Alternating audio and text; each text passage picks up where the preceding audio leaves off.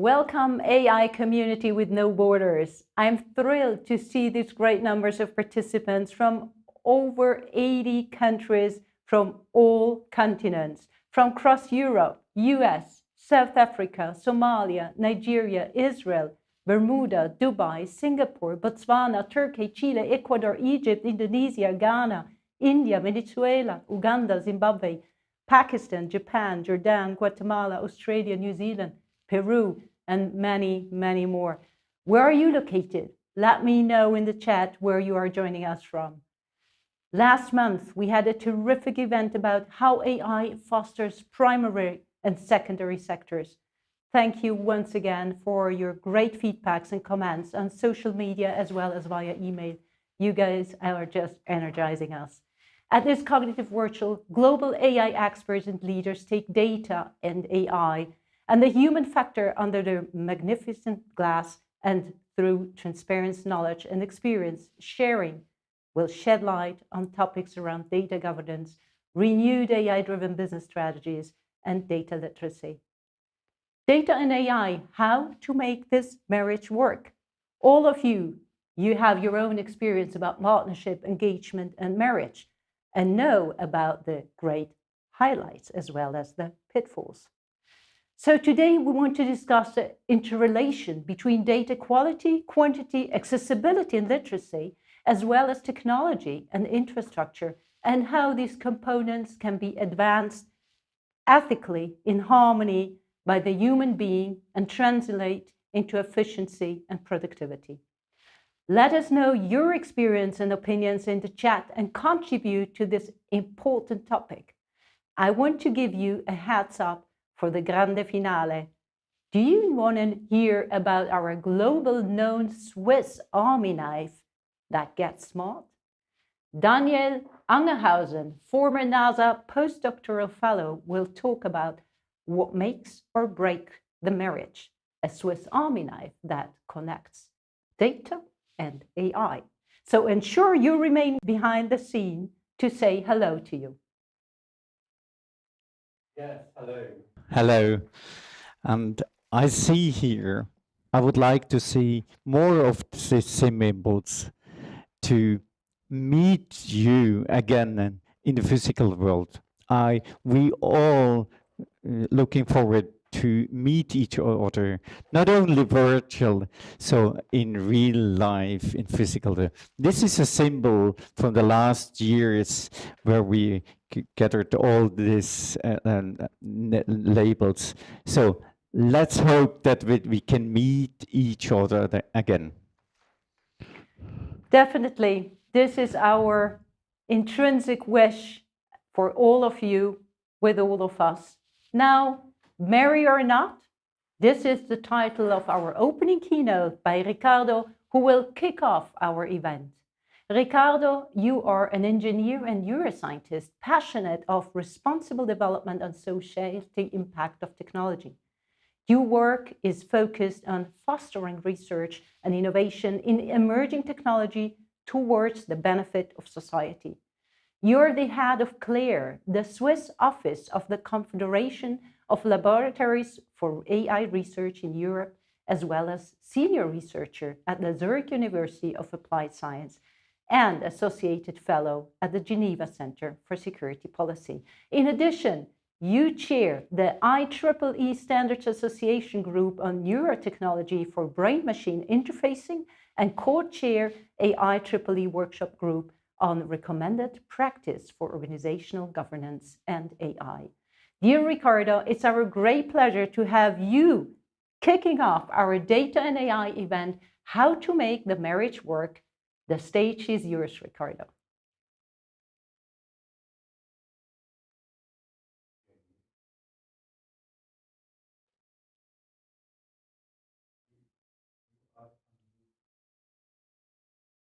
Ricardo, we can't hear you. You should go unmute yourself. Thanks.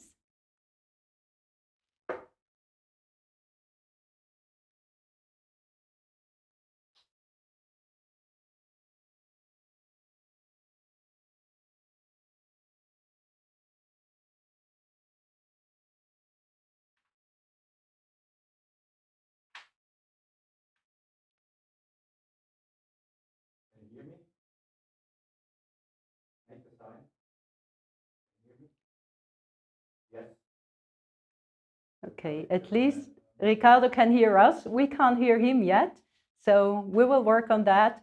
And I just can say the same again and again. These are the technical pitfalls. Although we do have all our test calls and all the experience, it's obviously one of the things that is just remaining with us. So we're trying to unmute Ricardo to hear about his great experience. Can you imagine such a thing would happen while you get married?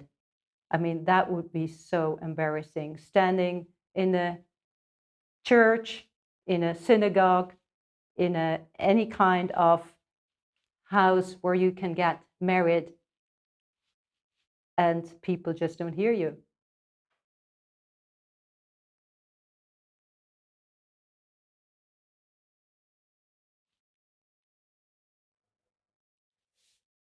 Okay.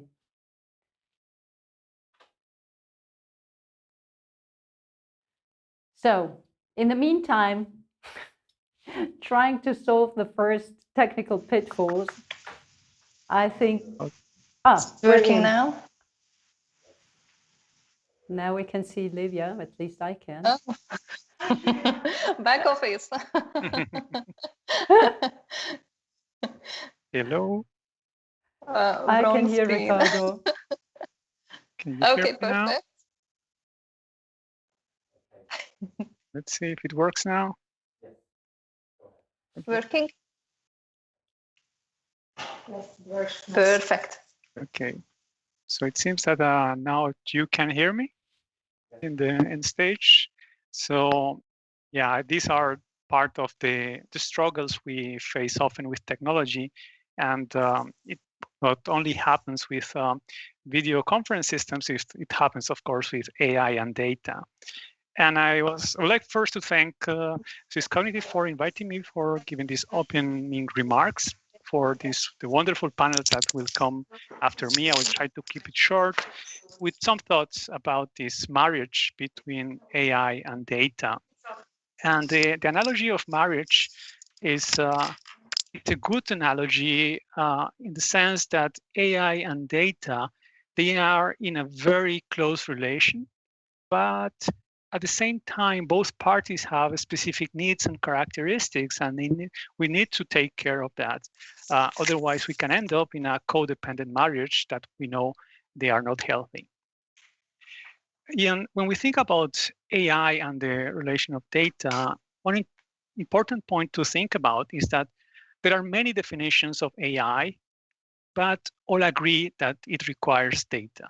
And it can require significant amounts of data that has generated another analogy, which is the trope that data is the new oil, as one of the very important resources that is fueling the revolution that AI is bringing in different organizations.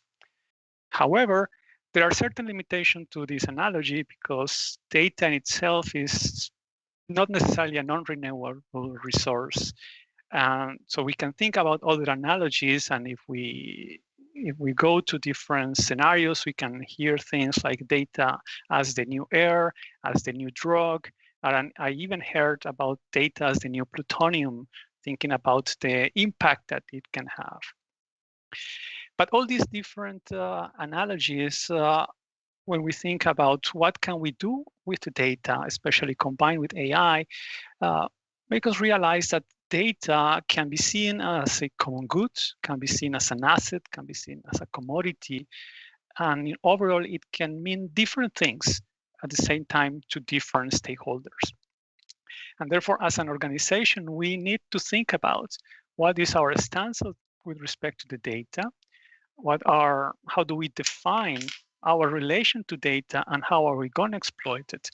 And this means investing as an organization on their own data and AI governance systems. How do we take decisions based on the usage and the expectations that we have on the exploitation of AI and data? And this culture of data governance should be embedded in the whole organization. cannot be just a single point that deals with the specific aspects of the AI processing. And I often feel that the discussions about data and AI are almost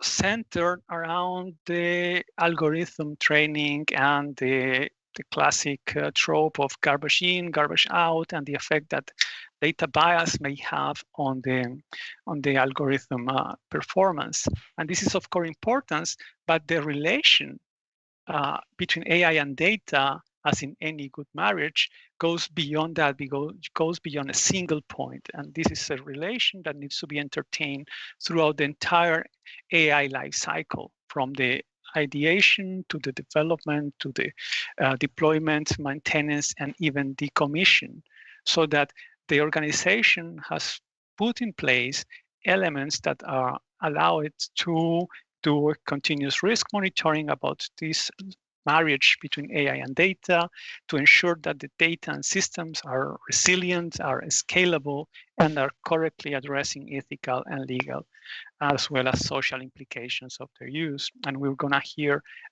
very interesting panels dealing with in more detail about these aspects in a moment. But to close these remarks, I just want to insist on the importance of identifying as an organization, where are you positioned in the AI life cycle, how much the decisions that you take and the usage that you can have for AI and data, can you do it independently or are dependent on the decisions and the governance frameworks of those of your partners, because that can be either enablers or limitations for the development of and the growing of your own organization. And this is extremely important because both data and AI are entering into an historic phase where there are emerging regulatory and legal frameworks that may change. And also organizations are interested in global markets that will, by definition, have heterogeneity between these legal and regulatory frameworks that we need to comply, we need to know, and we need to make our governance robust to these variations. And to close my remarks, I just want to probably say that if in your organization data and AI end up in divorce, maybe they were never married in the first place, and you should think about that and how your organization can really make this relation thrive and grow. And thank you very much, and I'm eager to hear what the other panelists have to say. Thanks a lot, Ricardo. I really liked what you just said at the very end, saying that if data and AI get divorced, they may never have been married. So we really have to make sure that we start on the right way. We do have a question from the audience.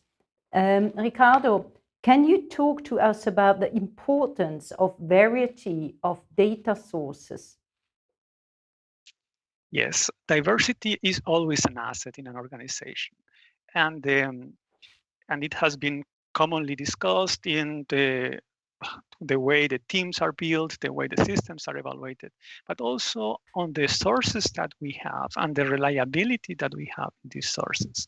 One of the limitations that we face when trying to use AI is whether the data that we have is a real representation of the conditions the system will face after deployment. And the more diverse our sources are, the closer we can get to this distribution. And I may add that this diversity may as well be continued after deployment, and think about AI systems that are able to exploit the data during the lifelong. Whether this means that the marriage is not a monogamous one or is some different type of things, I'm not going to enter into that discussion as long as the relation is fruitful and healthy. Absolutely. And as you mentioned, we have to entertain the relation in real life as well as in data and AI for the whole life cycle. Thanks a lot, Ricardo, sharing with us your great experience. And I hope you have time to remain with us and listen to the great panels. Now, please let me introduce you to our first panel. I'm very excited to introduce to you Richard, who is our SwissCognitive ambassador. Rich will talk about AI and data from dating to engagement, getting the fundamentals right, data quality, quantity, accessibility, infrastructure, principles, and governance, together with his panelists. Rich, you are an AI advisor, author and speaker, and founder of NeuralPath.io, an AI consulting practice that advises companies on how to responsibly monetize data. You are the founder and chair of the MKAI network and host of the Boundless podcast, a graduate of the MIT AI strategy course and a widely published author on the future of AI. Rich, you are a member of the Resilience Frontiers Advisory Group for communicating climate change and have collaborated with the United Nations Environmental Programme to support their AI and digital transformation journey. With you in the panel, we do have my dear friend, Kim Dresendorfer. Kim has been with IBM for 5 years and is responsible for the cognitive solution architecture of difficult use cases within IBM.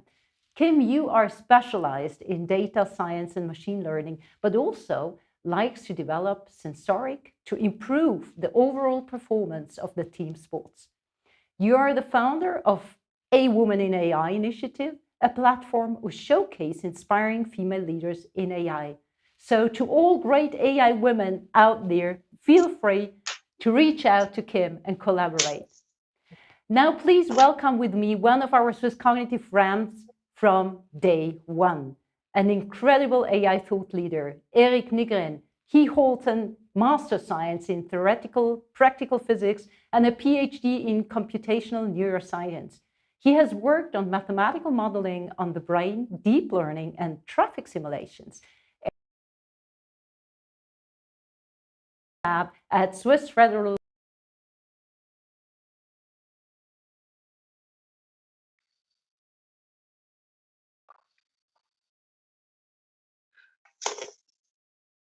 collaborations with help to accelerate the adoption of state-of-the-art research fundings in different industries.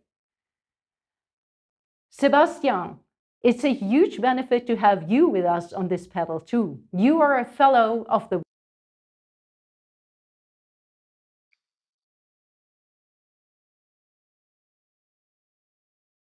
expert in innovation for the Ministry of Foreign Affairs of France and have recently worked on pilot project to help organize the responsible use of facial recognition. That includes self-assessment and certification third-party audit frameworks. And last but not least, I want to introduce you to Andreas, who is with Amor Systems since 2013 and has worked before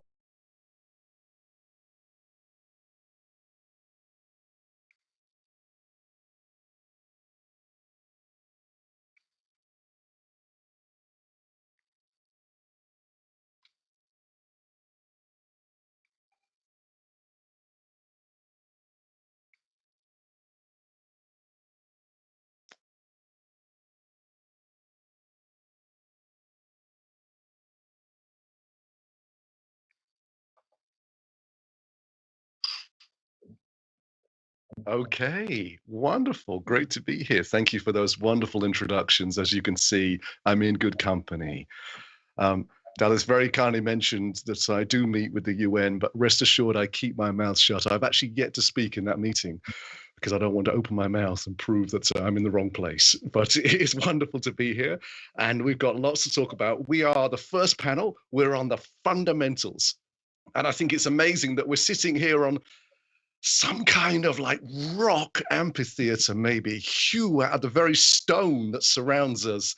And it's a good analogy to where we want to start. And Kim, I'm going to ask you to help me out to begin with here, is that Let's think about the analogy of data leading to processing, which we could call AI, as like building a house, maybe out of the rock that we have here. We have all the raw materials, don't we? There's so much data available. But what does it take to engineer a house? Help me out with this analogy. What do we need to go from those raw materials through to turning that big data into actual value in the enterprise?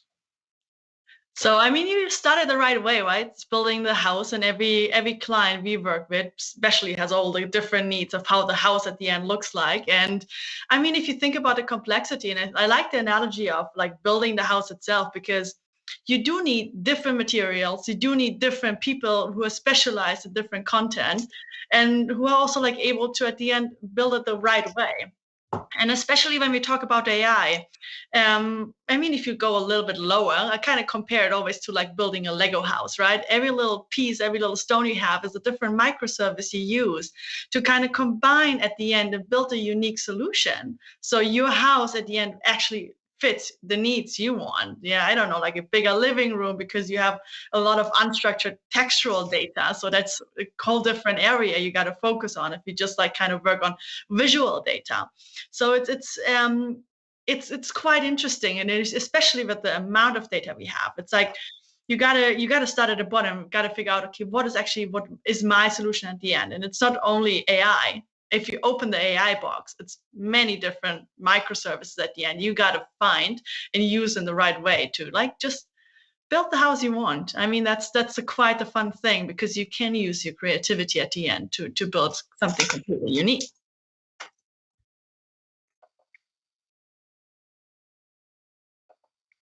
Oh, wait, you muted. Give me 1 sec. You couldn't answer. I'm so glad you brought up Lego bricks and reminded me to actually put the mic on, because did you know it takes 375,000 Lego bricks before it smashes the one that's at the bottom? So, I have no idea, but this is a good thing again, because like if you just keep adding stuff, it won't work. And that's the thing with AI, right? Because if you just use data, which is quite not like, it's just like without a filter, let's say it that way. So, because if you think about AI, right, it's an algorithm. An algorithm is just data. So if you don't use the right data and you just build bricks on bricks on bricks, it will collapse, because there's a quite easy rule, like it's shit in, shit out. If you don't have a quite good foundation to build it on, it will just collapse, and you don't actually use AI in that way that you want to have it at the end. So. The other example from Lego, of course, is its strength. And that means there's been a lot of preparation that went into creating these blocks before you go ahead and use them in games or play or whatever else fun. So that leads me to, I guess, the second point that I want to bring up with you, Andreas, is that we could have the same approach, what's called the Pareto principle, the 80% of planning, the 20% of doing. People talk about that a lot in getting the fundamentals of data and AI right. Is that analogy still up to date? Is that still the best approach, this 80% of time on data? And when people do that, what are they doing right? What are some of the principles we could learn from that? I would say yes, definitely you have to spend a lot of time on the data and make sure that you have the right data and the right quality available. If it's exactly 80%, I can't tell, but at least you should spend really a big portion of that time when realizing AI-driven projects, because as already mentioned, shit in, shit out. Yeah, if you don't have that principles actually in place, it doesn't make sense to continue. So what we realized, and that brings me a bit to the industry. I'm working in the aviation domain, working with different stakeholders, a lot of people. You need to align a lot of different data sources actually available. It absolutely helps nothing if everyone just pulls its data into a big data lake for no reason. So to get that fundamentals right in the beginning and find an alignment, and also the transparency of who is able to give what is absolutely necessary. So, and if you have that not done right, it will be pretty hard to build anything intelligent on top of that. And just to take one example, and I think we will hear something about biometrics, facial recognition later in this panel as well. This is a perfect example, because for now, this has been a very siloed solution. If you look at, for example, border control, just to use facial recognition, but the value you have in that technology is actually you could enable that entire process from the entering in the terminal area until you leave it and entering your plane. So all the different process steps like check-in, backdrop, security, border control, boarding, they all could be somehow treated with facial recognition biometrics, but that needs really a strong alignment and also brings up, I think, the data privacy topic, which we are going to talk about as well. You're so right, Andreas. It's one of those examples in using biometrics, facial recognition, particularly for air travel, where on paper it looks fantastic and just an obvious thing to do for safety, for convenience. But as you say, we are going to have time to drive into some of those details and find out why it isn't just as simple as it looks from the blueprints or the planning stage that you might have. But we can't talk about fundamentals without talking about principles. So I want to pull Sebastian into this conversation as well. What does that mean to put some of the right principles in place around data collection? Before we get onto the ethics, just talk to me about some of the foundations of getting that right that you've seen. Yeah, thank you, Richard. Yeah, I think, the good point is thinking about the data quality is one thing. And I think it's it's one critical aspect of doing the things right. But then you have to think about what are the risks related to the use, for example, of facial recognition when we talk about airports. So organizations that are using facial recognition have to think about risk management strategies, mitigating the potential risk and put the right processes in order to anticipate the risks and also to mitigate them when they are about to happen. So you need to follow a list of principles in terms of transparency. I can think about human oversight. And of course, making sure that you have the right demographics when you think about the quality of data training. But then you really need also to make sure that you are doing things properly. So you need to self-assess yourself. So the work we've been doing at the World Economic Forum with some airports, for example, Paris Airport, Narita Airport in Japan, is really thinking about how to also self-assess yourself. And we have also worked with AFNOR certification in France, a leading certification body, to think about how a third-party audit can externally come and check if you are doing things properly. And at the end, if they can realize that you do things properly, they will provide a stamp, a certificate, so you can also build trust with your passengers, for example. So many important points. I hope we've got time to dig into some of those. Eric, let me bring you into this conversation. We talked about oversight and risks. Before we get into some of that detail, I want to come back to a point that Andreas made, which is about how biometrics is just a clear way forward in air travel, but of course it has its complications. Is that a hallmark of our industry where we seem to be really good at POCs, really good at getting things going and trying things out, but then, as Sebastian says, it's only when you start to scale out and deploy these things, then you start to see the risks, you start to see the challenges. And then how do you do that? How do you get the oversight earlier on when these things don't become visible till further down the line? What have been your experiences? So exactly right. I see it the same way, especially in our industry. Applying AI in a POC is really good. We can quickly show the value that there is in the data. We can see if we pursue this, we can really make something happen. But then we come to what Kim said, shit in, shit out, right? The POC, you have a very small scope. You find a good solution, then you try to scale this up to all the data you have. Then you realize, well, the data you used for your POC was clean and nice, but then it gets a bit more messy when you get into the industry. And this even happens without data that you have yourself. And this, in my opinion, comes due to data has not been collected for the last centuries, maybe, or for the last years with AI in mind. we collect data for lots of reasons, but nobody thought about AI once they started collecting data. So I think this is something that needs to change a little bit to simplify the move from the POC to really generating value with AI from your data is cleaning up your data, collecting data with AI and advanced analytics in mind. And then, of course, you will run onto other issues, like Sebastian said. There's legal issues, there are ethical issues that you run into. But even without those issues, it's very hard to gain value from your data. Thank you so much. Very great points. Kim, let's return to you on this point. Simon Sinek famously said, start with the why. And I've heard so many times, keep the end in mind. But hold up, are we looking at this from the wrong angle? Because it's all very well saying, this is what we want to do. This is what we want to give to our customers. But if we don't think about what data we actually have available that's usable, that's labeled, that's integratable, that's clean, that's formatted, I could go on, then that's just hype, isn't it? It's just nice ideas. So are we framing the question wrong sometimes? No, I think like what people keep forgetting is like at the end, AI is not neutral.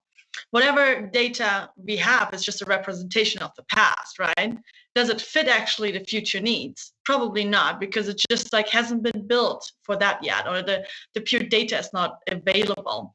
So when we talk about like what we actually use, and especially when we build an AI system, it comes down to like some fundamental ethical questions. Probably we gotta like kind of have in mind all the time. And I'm like, which I'm like kind of really working on, that this is kind of coming into a picture that is just like, it comes with like basic ethical question. It needs to be explainable, right? Which data has been used? What is actually in it? It needs to be fair at the end, because like, I mean, like, just look at the last year, what happened, and just like they're coming back to the topic, it's a representation of the past. It's not the future or the pure status right now. It needs to be robust, like it needs to be like a system that you can rely on. It needs to be transparent, just because like people want to know why people like what is actually happening in the system. I mean, one of the best example I think is like 70 years back when the whole topic food processing came into the picture, and Heinz Ketchup had the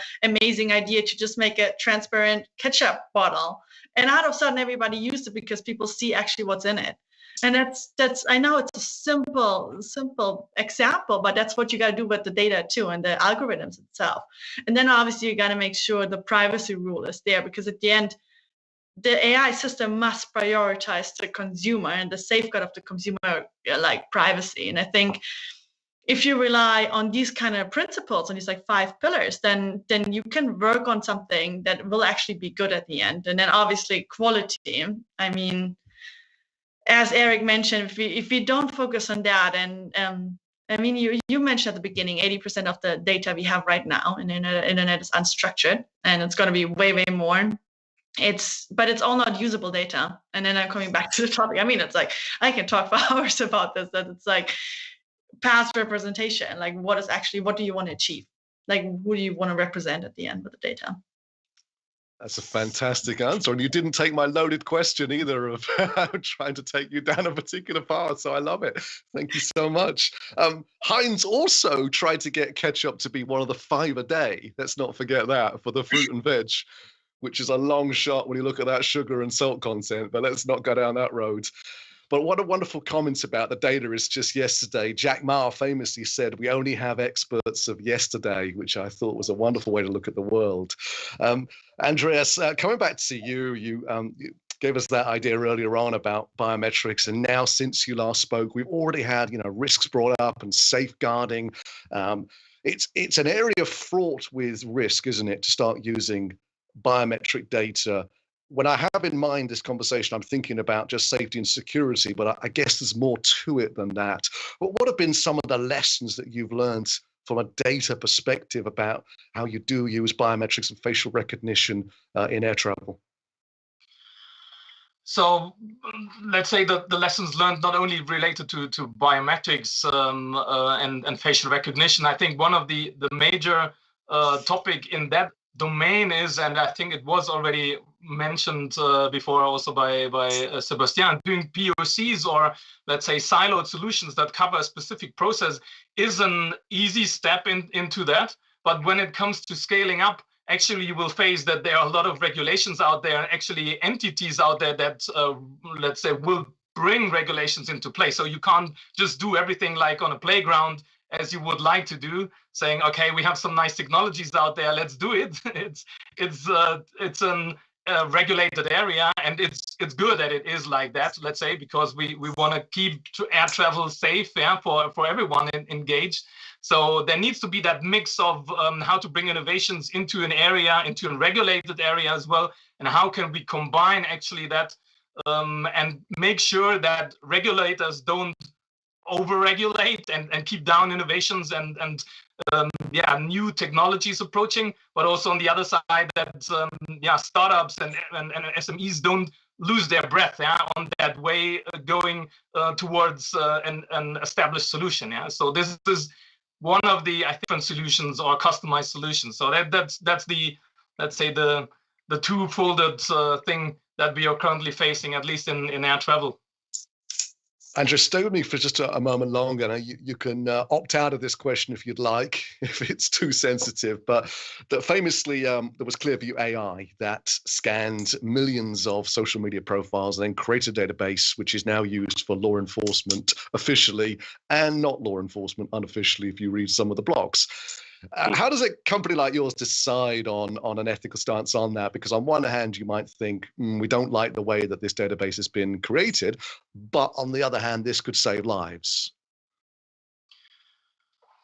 Yeah, I think for us as a software supplier specifically, I think we try, let's say, not to take over that type of responsibility. What we offer is solutions, and actually an airport authority or someone using our software, he needs to come up with the regulations that must be fulfilled. So it's nothing that we per se say how data should be treated, because this is not actually our call to do. Yeah, there are so many different areas, nationals. If you look at global air travel, you will definitely find different regulations in China than they are in Europe or in the US. So we need to make sure that we are compliant with each and every regulation here. But definitely it's a sensitive topic, yeah, and data security is of very high importance in that area. Otherwise, I think we can't also bring people and passengers on board who are actually, let's say, giving us their information to make that happen. Otherwise, if they are not feeling comfortable with it, this will probably be hard to realize. So it is that, isn't it? It's reading the room, isn't it, and trying to get that balance right. A great answer, Andreas, and thank you so much for that unplanned question that I've just grenade lobbed your way, but thank you. Let me come back to Sebastian. You've had the innovation word brought up, so I wanted to lean into that for a moment. I was thinking about Google Chrome a little while ago, and the huge success of that browser, both on the web and also on mobile. It's somewhere in the 60 to 70% usage on both of those kind of devices, which is incredible. From memory, I think it came out about 10 years ago, maybe 2009. Somebody correct me if they know better than that. So we're looking at a decade of Chrome now, and it still has this dominance. You'll see where I'm going with this question in a second, is that Google has this dominance on Chrome. It also has a huge amount of cache reserves. It also has a huge amount of data. Is there any relationship, do you think, between having access to the kind of data that Google has and whether they can innovate with that, or whether perhaps you want to take another angle and they can prevent other innovation with that, depending on what direction you want to go on this? What do you think? Yeah, that's the tricky question. No, I think, yeah, you're probably right. I mean, Google is probably well positioned to use a better way data. I mean, that's totally true. But you know, I think I also want to talk about the question of risks that are related to the use of data. You have talked about Clearview.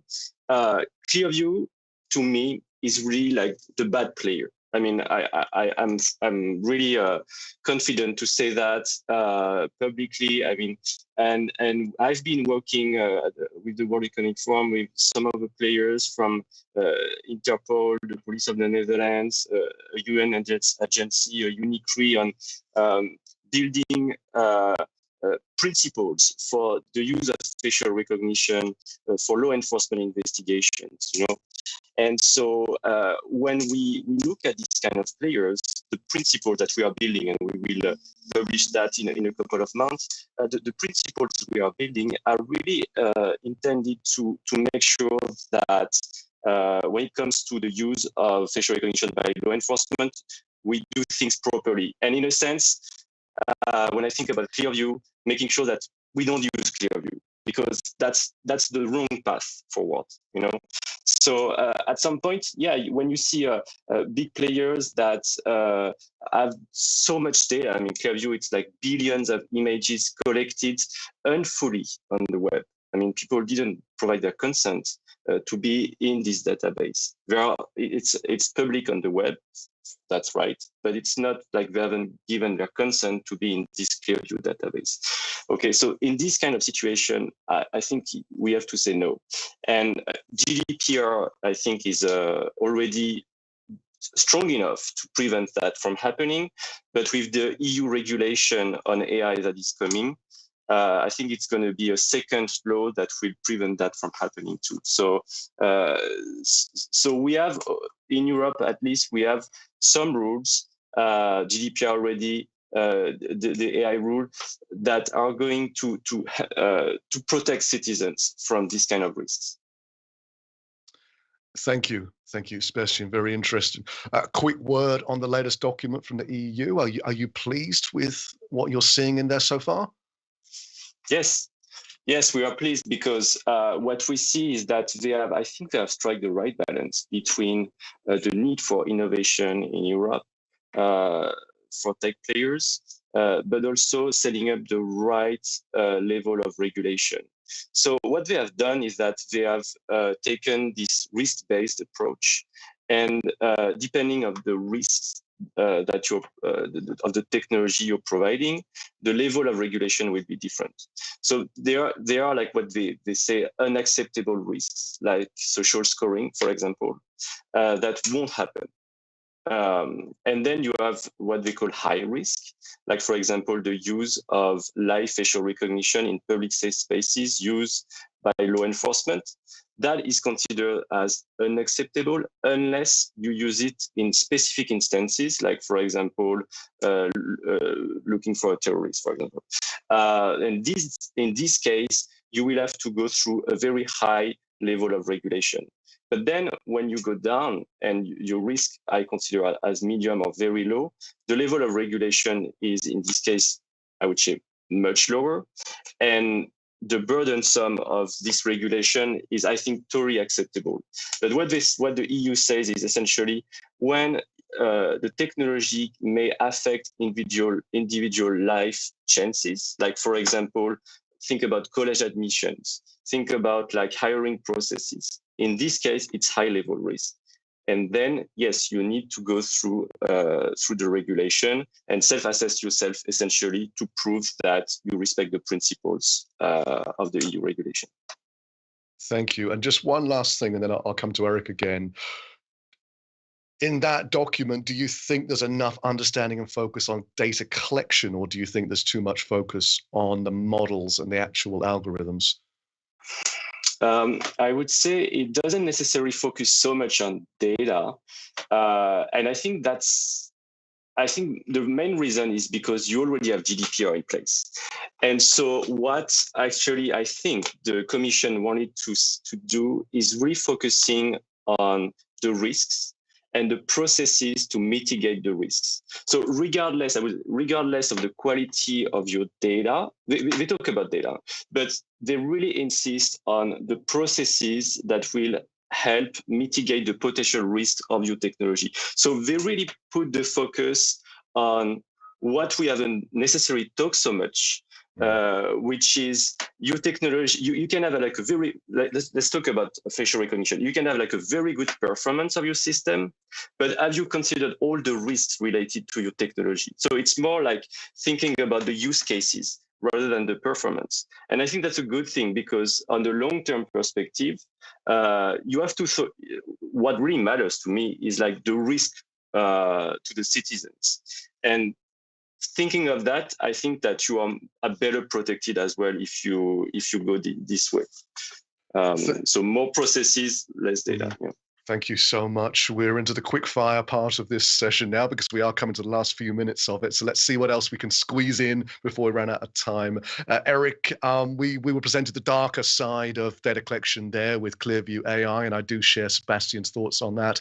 But if on the other side of that coin is something far more interesting, which is open data, interruptible, shared data for climate models and smart city models, and in particular industries like energy. That's a pretty exciting place to be at the moment, isn't it? Yeah, I think that's a very important topic as well. If you look at this connected world where the consumer, or if you say, if we want to make technology human-centric, we humans don't really care about there being lots of different companies that provide services. We actually just want a seamless experience. So take transportation, for example. I mean, as a customer, I don't really care who operates the train, the bus, and so on. If I want to use public transport, I want to go from A to B as seamlessly as possible. And that, of course, needs some sort of open data, either the exchange in between the companies of the data, but we even went a step further, and many companies do that we open up the data to the public.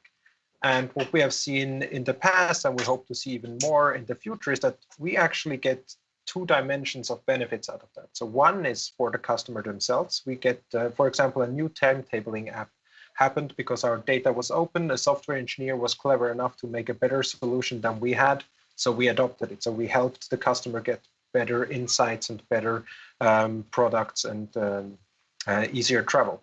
Then for us as a company, opening up the data, they actually can see problems in our data or find new solutions to optimize our core business. So I really see a big benefit both for the customer and for the companies themselves to open up data where it's possible. Of course, there's legal restrictions, there's ethical dilemmas that you have to take into account, but when possible, and you're not giving away company secrets, for example, it's a good way to go. Even extending on open research would be, I think we're a bit short on time, but that would be another topic where you also see opening up the data inspires researchers across the world to find solutions to your challenges, and kind of free of charge, right? You provide them with the data, they are very happy to show what they're capable of doing, and so both sides win. So many interesting ideas around open data and research. Brilliant. No matter whether you've got 100 or 100,000 people in your company, there's 8 billion more on the outside, and they've got some good ideas. Andreas, we are heading towards the clock here, but if you are going to contribute to open data, I mentioned interruptibility being a key part of that. It's a pretty good way to get organized, isn't it? And clean and manage your data so that it would be usable. Is it a good thing to force yourself through to make progress in that area?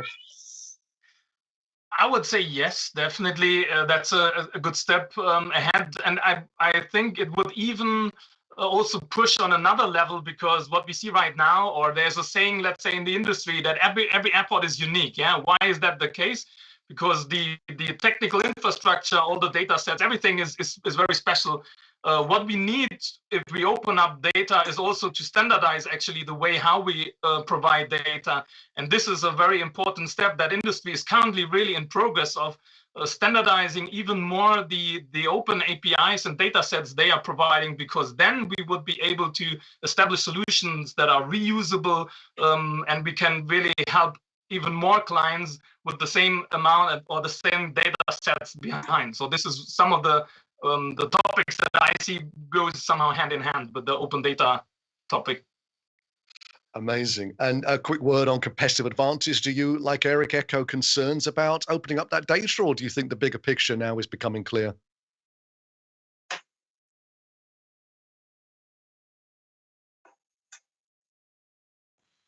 So, was my question heard?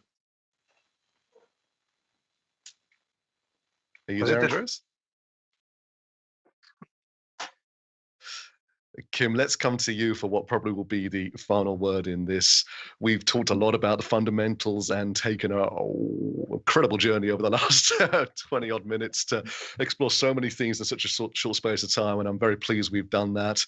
There's first-party structured data in companies. There's third-party unstructured data like the Twitterverse that you can access. And then there's open data sources that we've been describing that are useful in particular models. A final word on thoughts on where companies should be focusing right now, where the best returns are from thinking about the data that's available to you?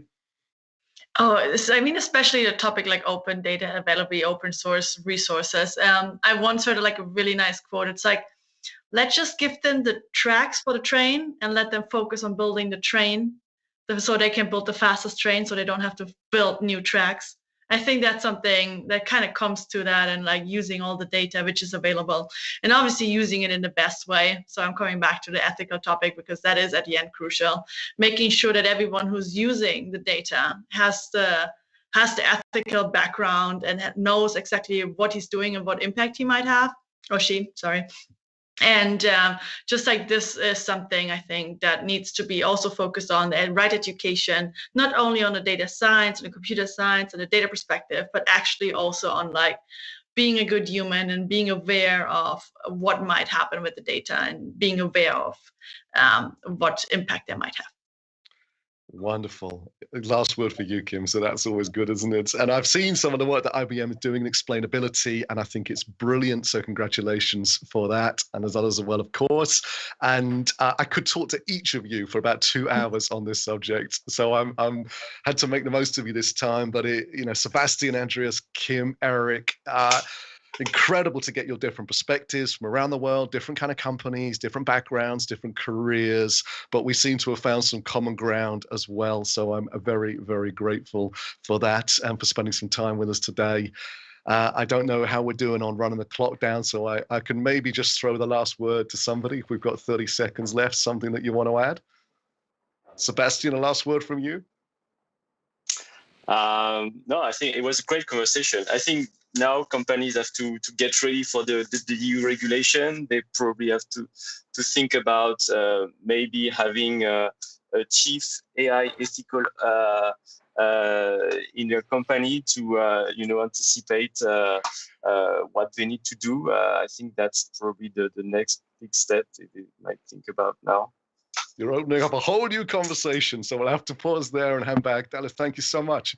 Thank you. Thank you all for this great and insightful information and experience. I could also go along for hours listening to you guys. Dear audience, feel free to connect with them on social media and exchange.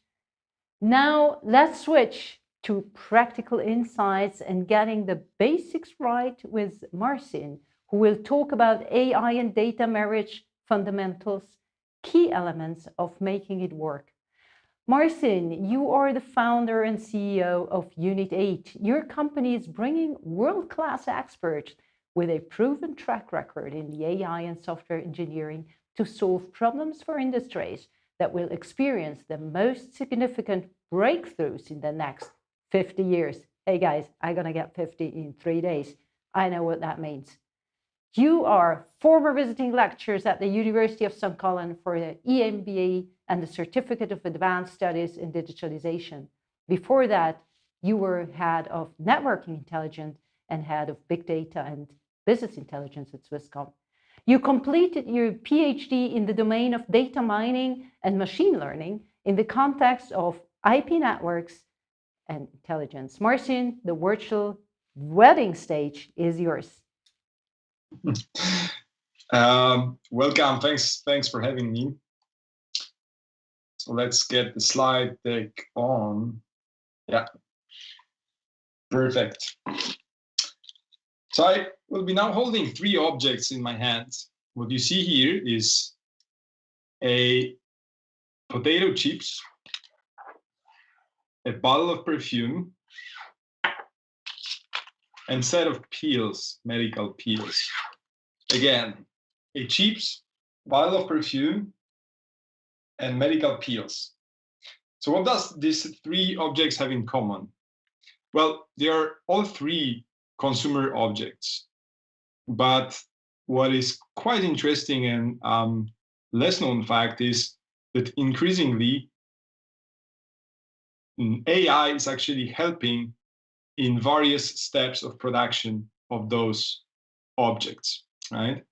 And it comes, from helping to design the shape of the product through things like improving the efficiency in the manufacturing, up to, and this I find really inspiring, even creating the formula in case of perfumes.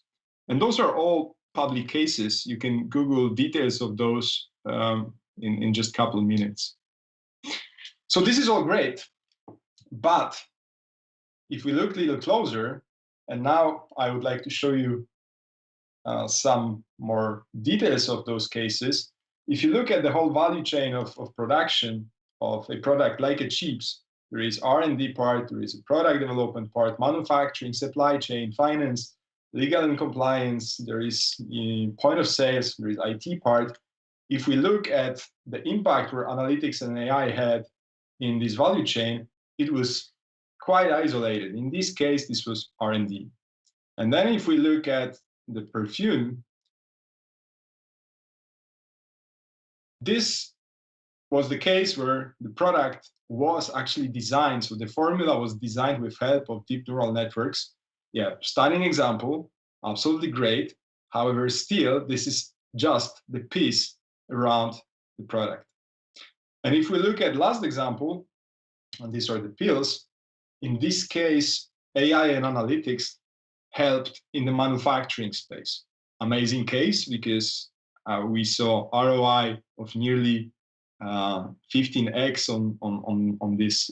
on this particular case. Still, this is still punctual, isolated impact in the whole value chain. And now if we would imagine a situation in which we would be able to produce those or other products and really go across the value chain from R&D through product, through manufacturing, and apply AI and analytics systematically throughout the value chain, I think we can just imagine what sort of impact we would have. And this is an interesting point, because if we look at it, this is exactly where companies are getting stuck.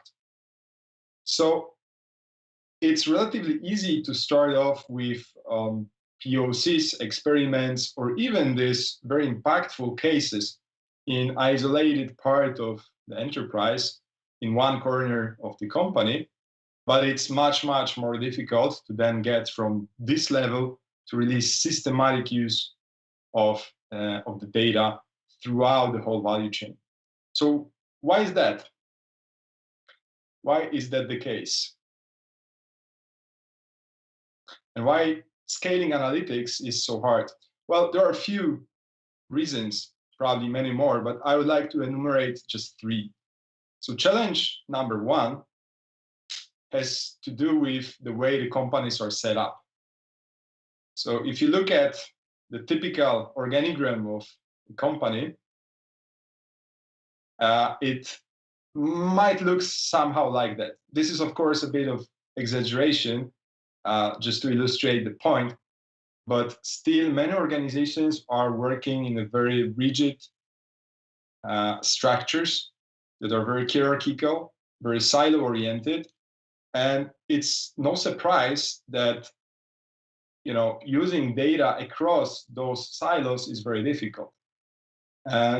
It's probably difficult to even use the data inside those silos, but then if you think of joining this across the enterprise and using it systematically, having the big picture, it's almost impossible.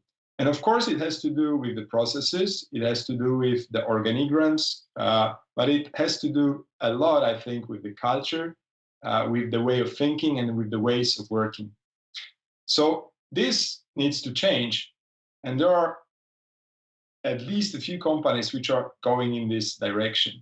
So in a nutshell, it's about new ways of working, which means also that we form this cross-functional, agile, highly autonomous, product-focused independent teams that form of a mesh rather than this hierarchical ladder.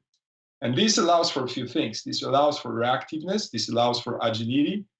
This allows also for much more quicker response, because we break these functional silos.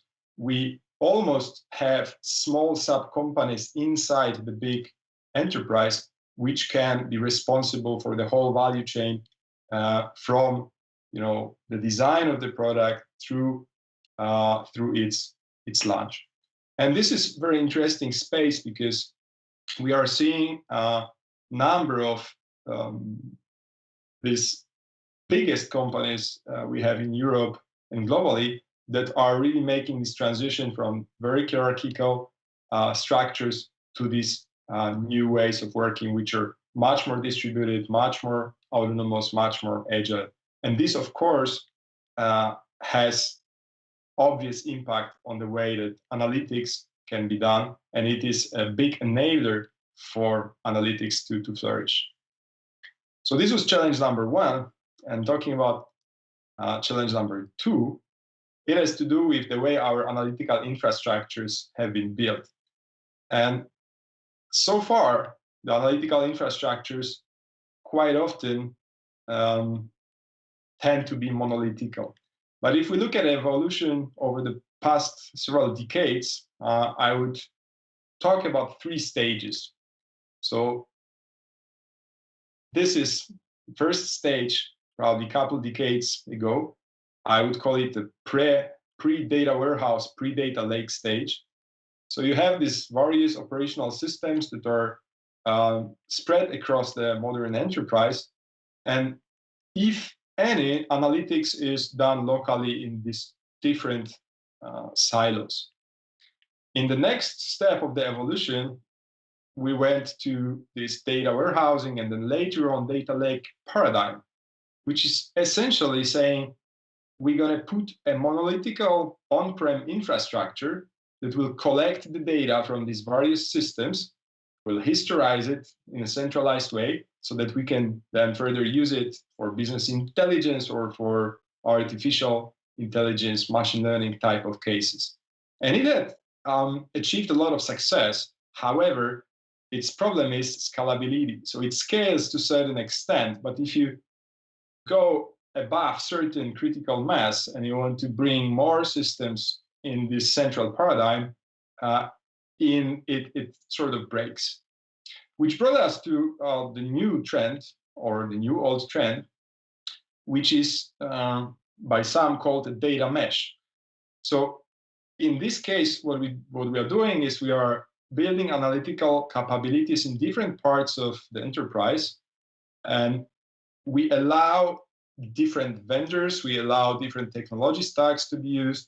It's almost secondary what's inside. But, and this is a very important point, we put a very strong governance on top to ensure common standards, that's one, and to ensure that we have also common interfaces so that those systems can talk to one another.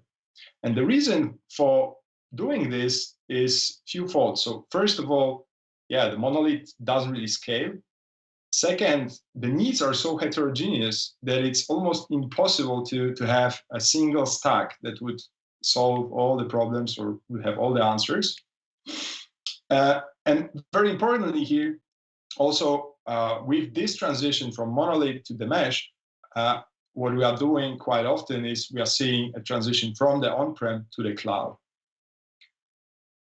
And if we look at it, this is actually not so new paradigm. Perhaps it's new for some enterprises, but there is this famous mandate given in 2002, so almost 2 decades ago, by Jeff Bezos, where he's essentially talking about this. So decentralized, flexible data architecture, where each team owns their solution. They can use whatever technology they want, but they need to expose functionalities and data via common interfaces, here, those being APIs. And of course, Jeff Bezos having his own particular style. Point 6 says anyone who doesn't do that will be fired. So I guess this has been probably implemented quite well in Amazon. So this is challenge number 2. It has to do with the infrastructure. And if we're talking about challenge number 3, it's the immense complexity of this ecosystem. So if you're entering it, you're trying to pick, a set of tools, platforms, or even vendors or partners, you will be very quickly faced with a curse of choice. So there is so much wealth, so many options out there that without deep expertise and deep understanding of this ecosystem, it's very easy to get blurred. And this is something we see quite commonly with our customers who actually struggle to make sense of this exploding ecosystem. And the answer for that, I believe, is a need for a new type of talent, perhaps new type of partners who would help enterprises to navigate this sort of challenges. So if we wrap it all up now, again, to meet those challenges, we are talking about three aspects. And here I'm going a little bit deeper, also giving you some keywords, because I realize that this session is short. Each of these topics could be probably covered in at least 1 or couple hours sessions. So in case you're interested in each of those topics, you would like to explore more, you can Google for those keywords. So around new ways of working, we're talking about agile, we are talking about lean, we are talking also about scaled agile. One nice keyword here is a framework called SAFE.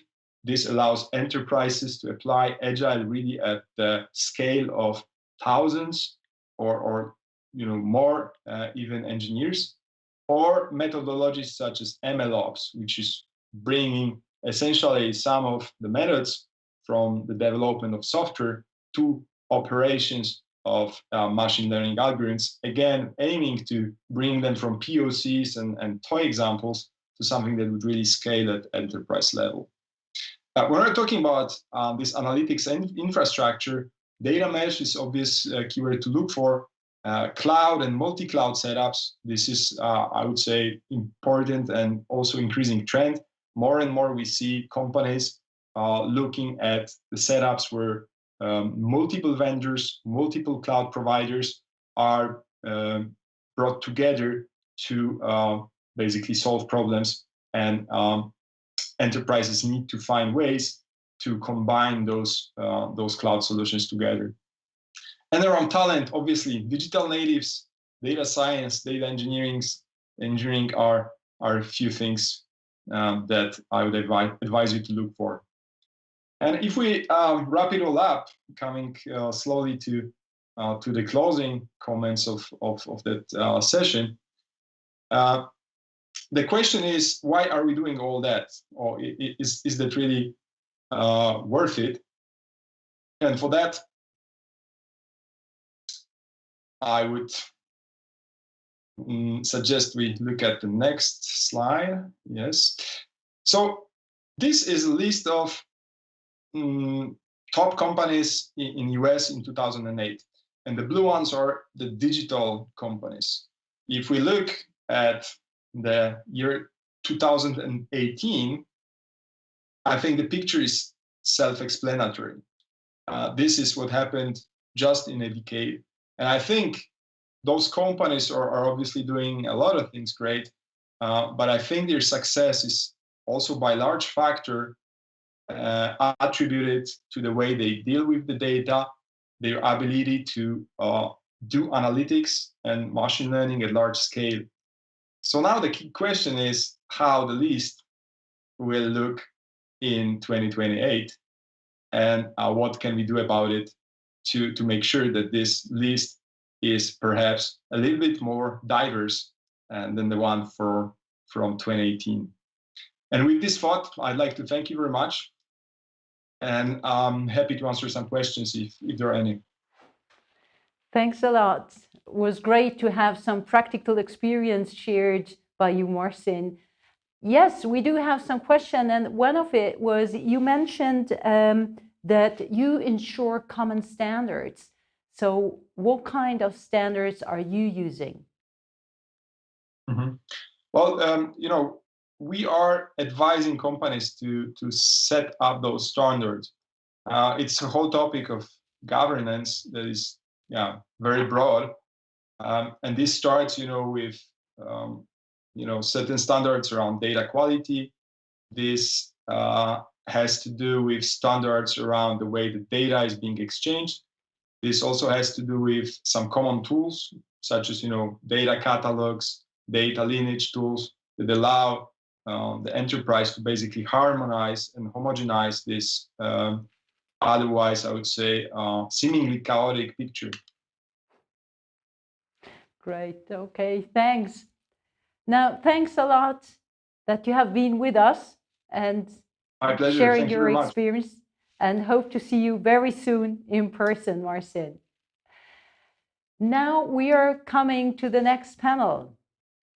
From the engagement to the wedding, making data and AI work on the long run.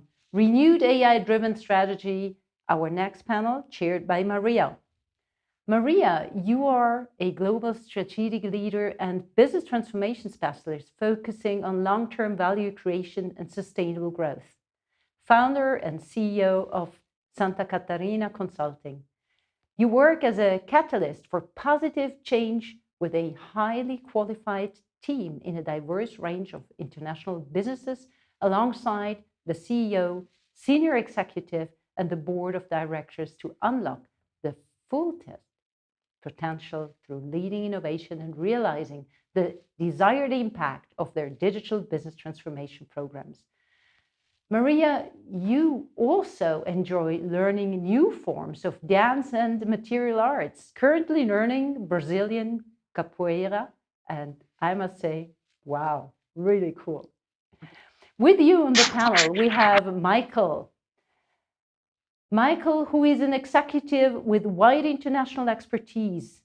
As the founder of Critical Insights Consultancy, he is active working across the globe, delivering insight, guidance, and leadership for client businesses transformation, making best use of AI in the digital age. Having previously worked in a senior position in industries with NAC Corporation and policing, including as director at Interpol, he developed technological innovation between public-private sectors to address public safety concerns. Michael, it's our great pleasure to learn from your vast experience. William, you are an entrepreneur with a long experience in creating global innovation ecosystems and promoting talent around the world. You're a catalyst for change and innovation in key business and research areas. Visionary by nature, you lead the creation of many cut-edging solutions using AI, quantum, IoT, cloud, and blockchain. Being a seasoned executive with medicinal experience in IT-driven innovation, you give a special touch on emerging technologies and innovative to drive business transformation, and definitely giving a special touch to this discussion. Again, we have Ivan. You actually the Sherlock Holmes. You said that Sherlock Holmes was your idol when you were a kid. You observed and gathered data around you, coming up with explanation that connects all the data that made you up. Eureka. You still are like Holmes, but now in pharma. In your role now, your data now comes from various stakeholders across the organization to build explanations and create Eureka moments enabled by new tech. Your goal is to use data science and AI and machine learning to find the right pharma R&D portfolio strategy in doing now what patients needs next. Then we do have David. You are a senior data scientist at NASA, leading the AI ML development in the Office of the Chief Human Capital Officer. You are developed the knowledge architecture framework at NASA and are an authority in graph databases and the knowledge graphs. You can frequently be found speaking on these subjects, sharing your knowledge and collaborating with others to expand this field. You dear AI thought leaders, the virtual stage is yours. Maria, may I hand over to you?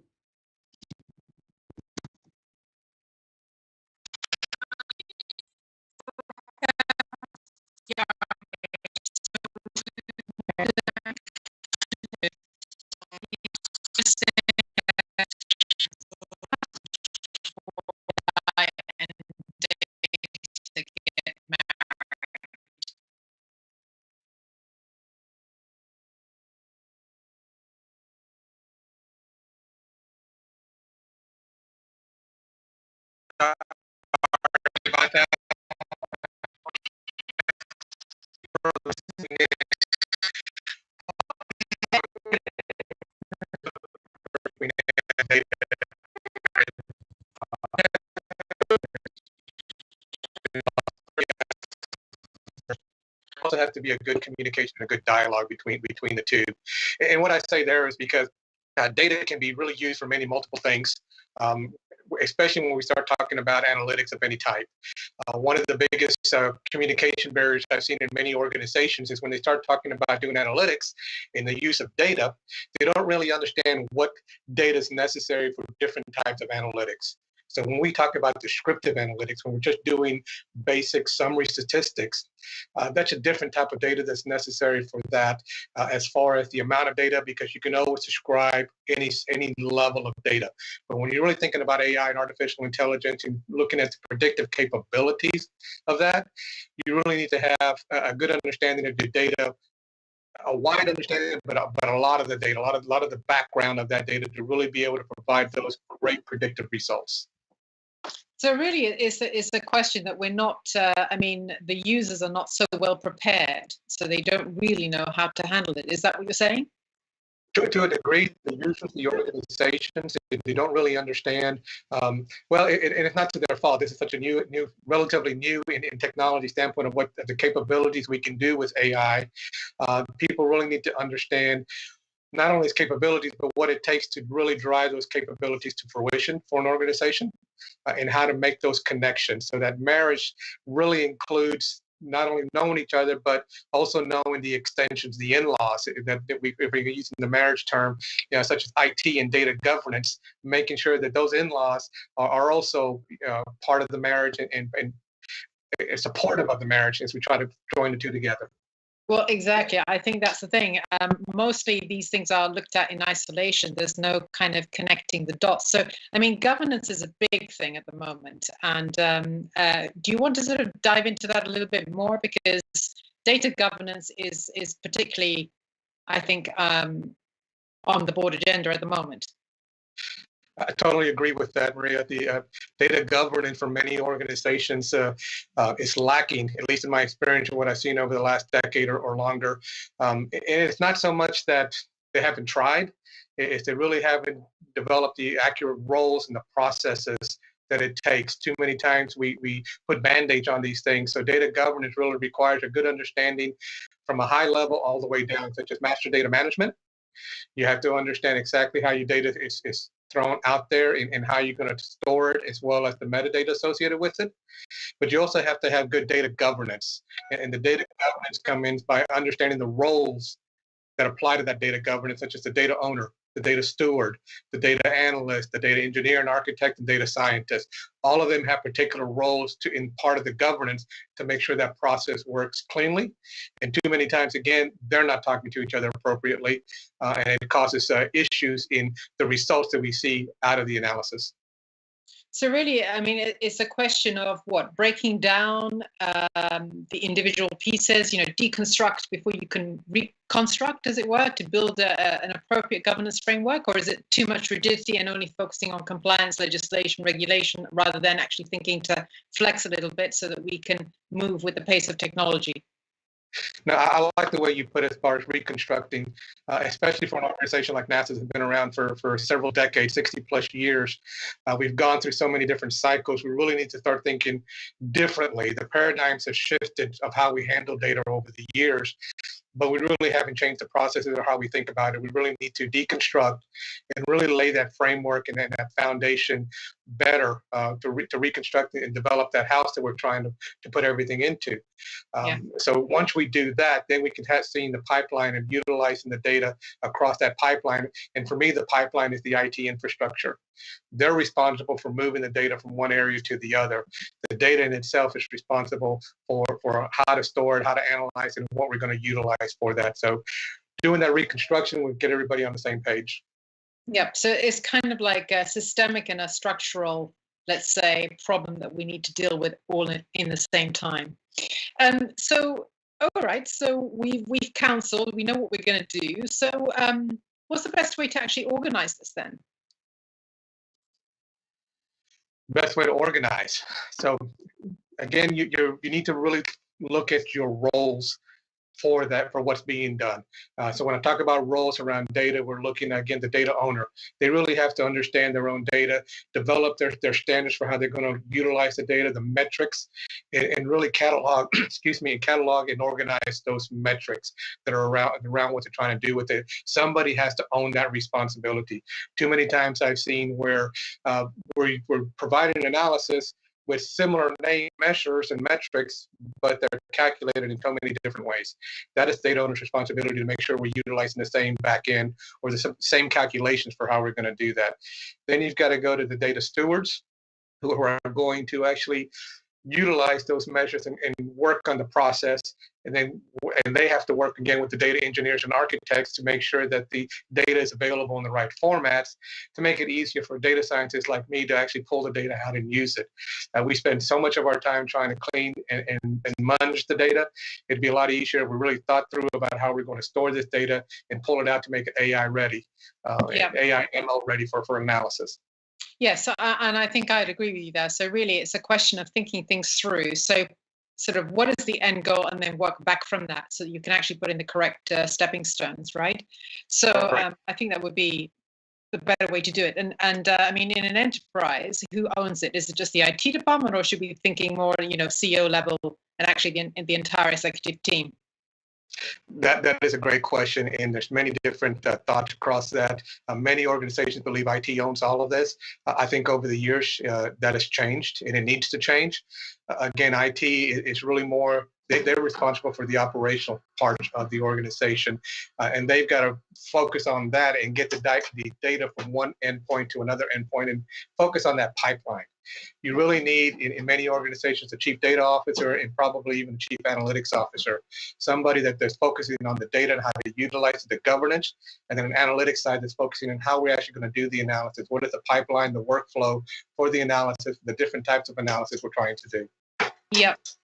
Does anybody else want to chip in on this before we kind of move to more the security aspects? Michael, or would you like to jump in? Just a couple of points, if I may, to follow up on what David said there and the importance of it. And you're right in the way that you challenge it, Maria. But my interpretation is, from where we are today, the organization who's looking to make use of the technology needs to know its algorithm, and that needs to be across the organization, up from the C-suite on all the way down, because it's all about risk. Because otherwise, organizations and users of these technologies are at risk of negligence to some extent if they don't understand the power of these systems that they're making use of, and some of them can have far-reaching consequences in their application, as we know. So it is about knowing the algorithm, and also as well, just on a couple of principal points as well within that. If we take some parallels from advancements in technology in the past, for example, the introduction of the motor car way back in the early 1900s, that technology was evolved first of all, and then we then started looking at the process, the physicality of trying to use that vehicle and driving it, and then we then started thinking of the policy, the rules for the road in that regard. And we've somewhat followed a similar evolution with regard to modern technologies with artificial intelligence and the use of big data.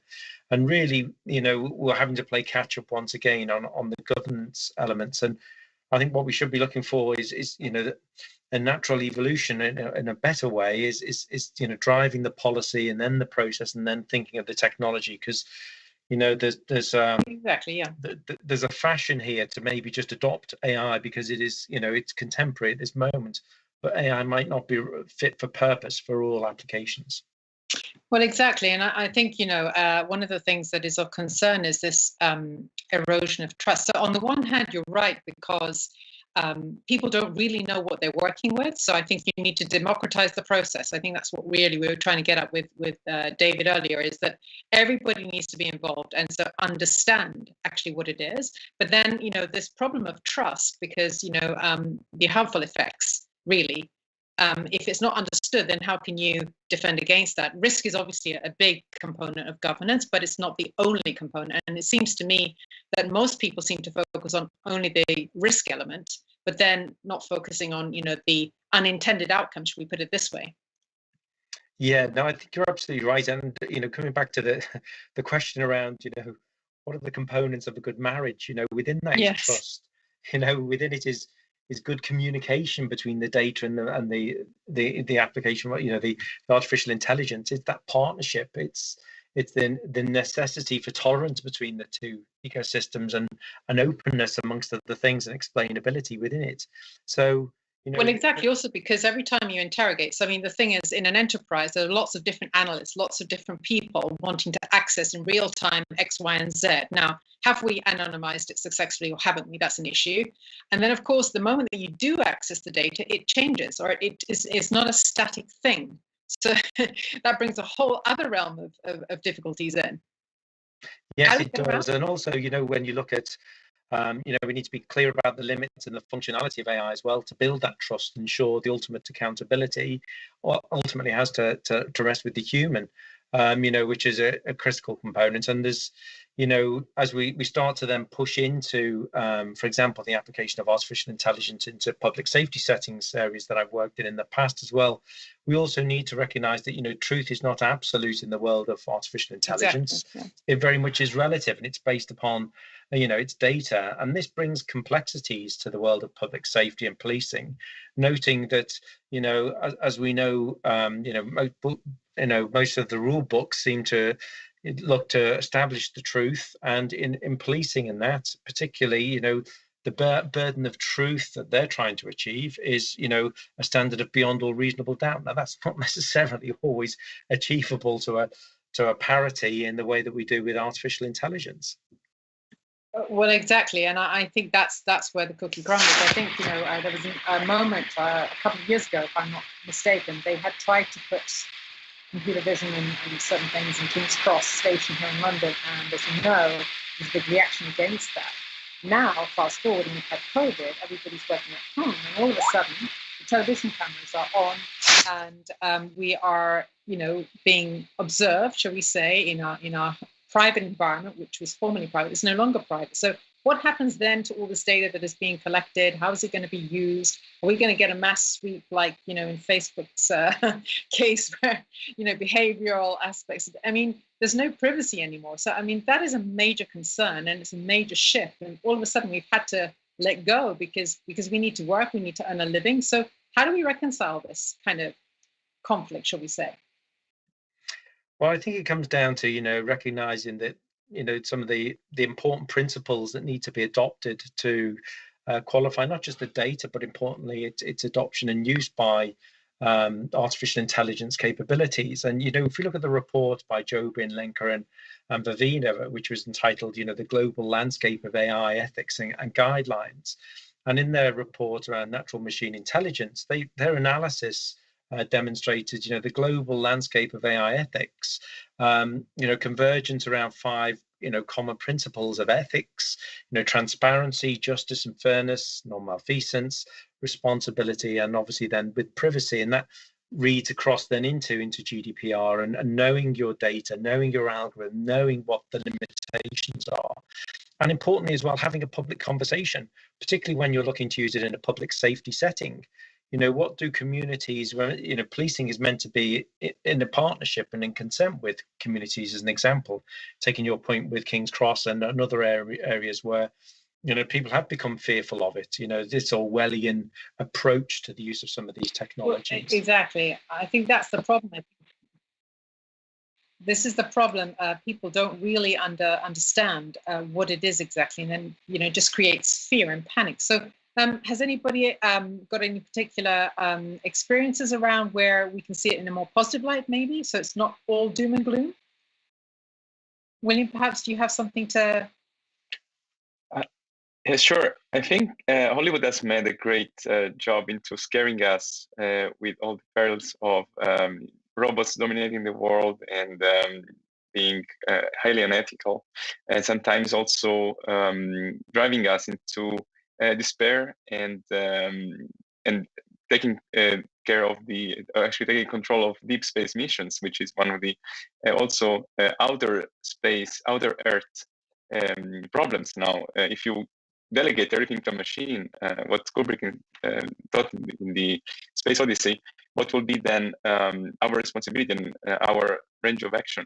So I do think we have to switch, and there is a lot of tendency now switching from a lot of solutioning in AI to understanding how the algorithms are created, and there is a little bit of more transparency dictated by different parts. For example, the GDPR was a great introduction of this phenomenon, because it really showed a willingness at the institutional level how we can make a better framework, a better regulation around not only AI, but around the fuel of AI, which is data. AI itself is just a technology, and maybe in 10 years we will talk about a different thing, and it will not be called AI. Like in my opinion, it should be already called augmented intelligence, because AI itself helps humans to be better, to have a better life, or it helps us with technology. Exactly. I think that's part of the problem. People seem to think the machines are going to take over, and we human beings have no place left to go. But actually, we're in the driving seat. We should be in the driving seat. We should be deciding and shaping our future. Even how do you see this in your context of the pharmaceutical industry? No, human health is pretty much on everybody's top of mind, I think. Yeah, definitely. Yeah, and like for so long we've been studying like different aspects of human health and collecting data for the purposes of clinical trials. And I would there's of course that risk that when we use AI in combination with this data, we just interpret it in any way we want. And therefore, there's really that element that we have to be responsible. We have to be aware of in which context do we use this data, and we put in checks and balances to make sure that we don't use it for bad purposes. So if we pull this together, so Michael, you're saying let's talk more with the public, let's educate the public. Even you're saying let's make sure we're aware of what to do. We're going to put in some governance, as David was saying, so we need to make it a little bit more elastic, a little bit more dynamic, because otherwise we're a little bit lagging behind. But then, William, I wanted to go to you because you mentioned something about organic growth. So how do we channel all of this effort and make it organic and make it good growth, quality growth for the benefit of society, shall we say? I think right. So I think there are great examples of this. Just want to mention one very successful course that has been done in Finland and is still active, called Elements of AI. So just to add up on what you just said, how to involve more the population, not only your local population, but worldwide population. So I think in order to drive organic growth, we have to look at the world with different ideas and fresh eyes that has been done so far. So I think that a brilliant technology breakthrough is no more enough in a global and competitive world. And it's really needed in order to explore adjacent and cross-industry possibilities so that we can create competitive products. And as we have seen a lot into this COVID times, how much the digitalization has taken over most of the normal process. And looking at the world with fresh eyes, I think it's a matter of an approach. What I mean is that we want to transition from the direct cause and effect assumption to the non-linear relationship between cause and effect. And we can look within the organization, our organizations, and be able to understand that the system is dispositional. So its parts are interdependent, and in this way you can and you should design deliberately and evaluate some kind of safe to fail experiments. So do you think we can actually sort of, can we shift this towards a more human-centered approach? Can we sort of move away from efficiency and the mechanics of the thing to something that becomes a little bit more human-friendly? Definitely. I think the best would be to leverage technology and human creativity so that we can create positive sum games. So for the humans and for the machines. So it's not a man versus machine, it's man and machine together. Exactly. So maybe if I could offer my opinion on that, because one other way of thinking about it is really communication, not just between data and AI, but communication between the humans involved. So what do we think about AI? What assumptions do we hold about AI and data? And it's always an evolutionary process. I don't think we will stop looking for solutions. Rather we will just expose challenges. Like in any marriage, right? So it's essential to communicate. And then when these issues are exposed, we work through it. And I don't think we will get to a state where we have the ultimate data model or we have the ultimate AI model. Rather, it will continue on evolving depending on the needs of the humans that are using this in this context. Yeah, that's a good way of saying it. It'd be nice to have a sort of a dynamic relationship between human and machine, where the machine serves to, emancipate human beings, if you like, from the kind of mechanistic view of, 9 to 5, kind of compartmentalized, and then you go home and it's a different thing. It should be more of a fluidity. There should be more blend. Work is part of life. So why kind of try to force it into this kind of constrained? So if we can then open it up, how will it look? Will we get one-to-one, personalized healthcare or, medicines? Will we, go to Mars, live over there because we fancy it? How is this future going to be? Anybody have any views?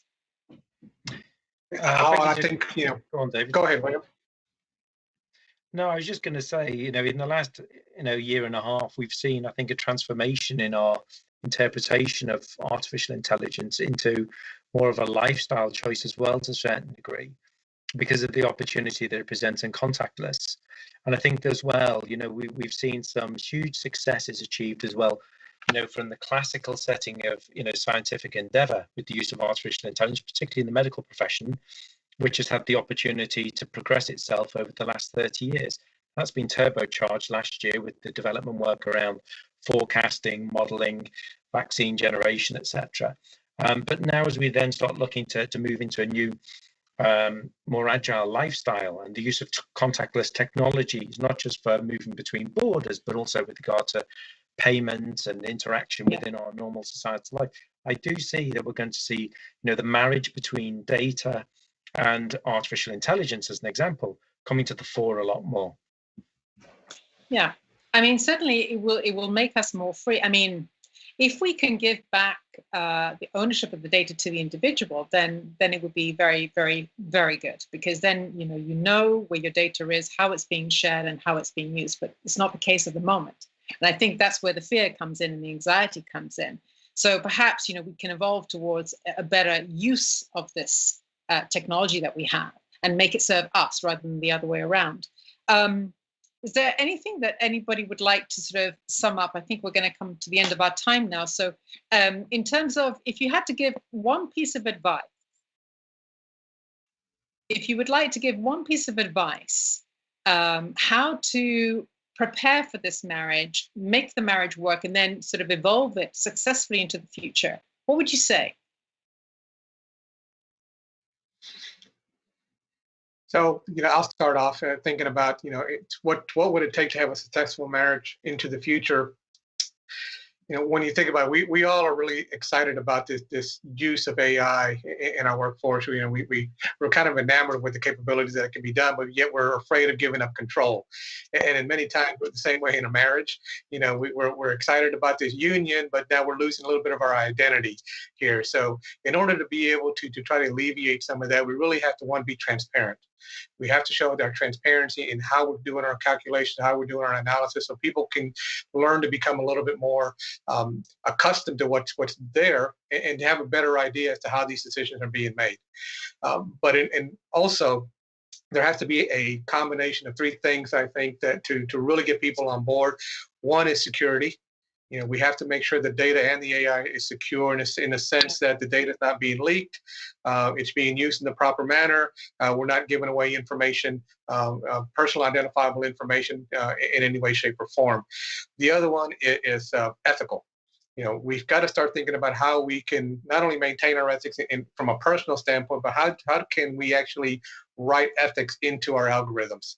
We're never, as humans, we're always going to have a little bit of bias when we write these things, just because from our own experiences. But how can we make sure that we try to eliminate as much as we can when we develop this? So there's some good thinking right now about the ethical algorithm out there. Some good books by Aaron Roth developed on that subject in itself. A lot of good reading there. And the third thing is assessing.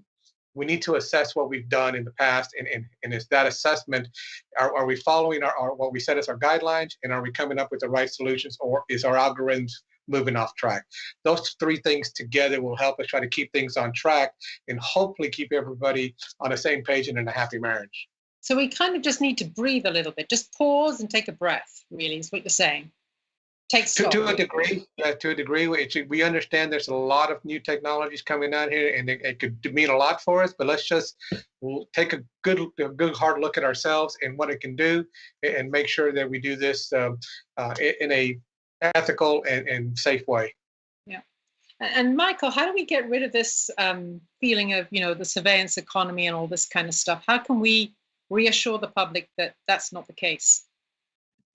Well, it's a really good question. I think appreciation is all jurisdictions, cultures, and communities will have a different interpretation on this, and so we need to keep our mind open with that. I think at the heart of it, as I said before, is I don't think we've moved to a public conversation around the use of artificial intelligence and our data, and it needs to be consent-based. It needs to be democratized. It needs to be a recognition that, for example, would we be happy with this sort of technology being used in a public safety factor to protect children? A lot of people might turn around and say yes.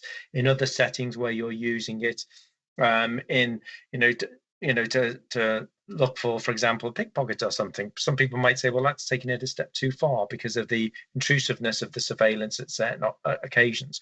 But without the debate and the discussion and removing the fear factor and bringing some transparency around it and proving the performance and demonstrating that it's not the machine taking the decisions, think about the comments that William and Ivan made before. It's not. It is about augmented intelligence. It's about helping, better decision making and bringing some transparency to that. Well, this is, I think, one way to remove bias is to have inclusivity. So to have diverse thinking, diverse cultures, bring in everybody to the conversation. And then all of a sudden, the barriers start to drop away. And, of course, it's not the machine taking the decision. I mean, a human at some point had to program or create the code. So then we go back to ethics. So I think that's the fundamental question, isn't it? What are our values? What do we really believe? What do we really wish for? And I think that is the conversation that is missing on a much, kind of broader scale, not to get too philosophical about it, but I think that's the conversation that needs to be had first before we can then decide, where we go with AI. Would you agree? Yes, I would. And also, the points that Ivan and William made as well, absolutely on points as well with regard to this, that, but it's about, first of all, the education that people need to understand what this technology is and what it can do. And then having the open debate and discussion with regard to, how it should be utilized to everyone's, inclusive advantage, rather than victimization or bias or prejudices within that. Exactly. So, I mean, William, how would you take it forward? So there's things that can kind of keep me awake at night. And one of the applications of what we see is how do we explore the idea universe? And what I mean with that is how do we apply AI to improve life? How do we apply AI to understand better product development? I give you an example. It takes typically roughly 10 years and upwards, or 10 to $100 million on average to discover new materials. So, or even scientific properties of new materials. So, and I'm really big fan of what we call the accelerated discovery, which is something that would leverage technology. So, and if we look at the more specific paradigm of that into a business landscape, I know it is not a business talk, but we can actually understand how these business ideas are chunks of knowledge that forms this ideal universe.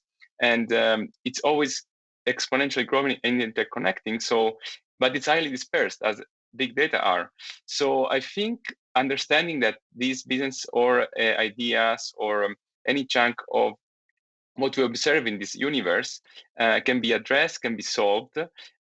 It's also about understanding that it's a nexus of forces. And we can then understand how these ideas are generated. I'm a big fan of innovation, so maybe I'm a bit biased on this level. But the idea is also how does AI help us to generate new ideas? So we don't need to create all the time, reinvent a new wheel. So I would like to understand from the big data, from this universe, idea universe, how we can leverage what we already have. Yeah, it's a very valid point. So we can enhance our own experience of life, maybe, improve upon how we can experience and enjoy life. I mean, I was talking to an architect yesterday, actually. She's using what she calls algorithmic thinking in her design. So on the one hand, you're optimizing costs, before going into production. On the other hand, it's actually researching forms and new materials and how to do things that are going to be more beneficial, to our experience of life, which is, a beautiful thing. Ivan, you're sitting there quietly. What about our health? How can that be in the future? I mean, it's a complex question, and it's always, evolving, because we don't really quite understand a lot of what's happening deep within our bodies in terms of human biology. The more data we collect, the more we understand about how human biology works. And the more representative data we collect, and we do this consciously now in terms of our clinical trials. So we have more representative patient populations, so that we understand the diversity of responses in patients. And this is one thing that is crucial, right? So we try to remind ourselves that the data we capture only tells of the context in which we capture it. If we want to really understand what's going on, we need to make the conscious decision that the data we collect covers a broader ground.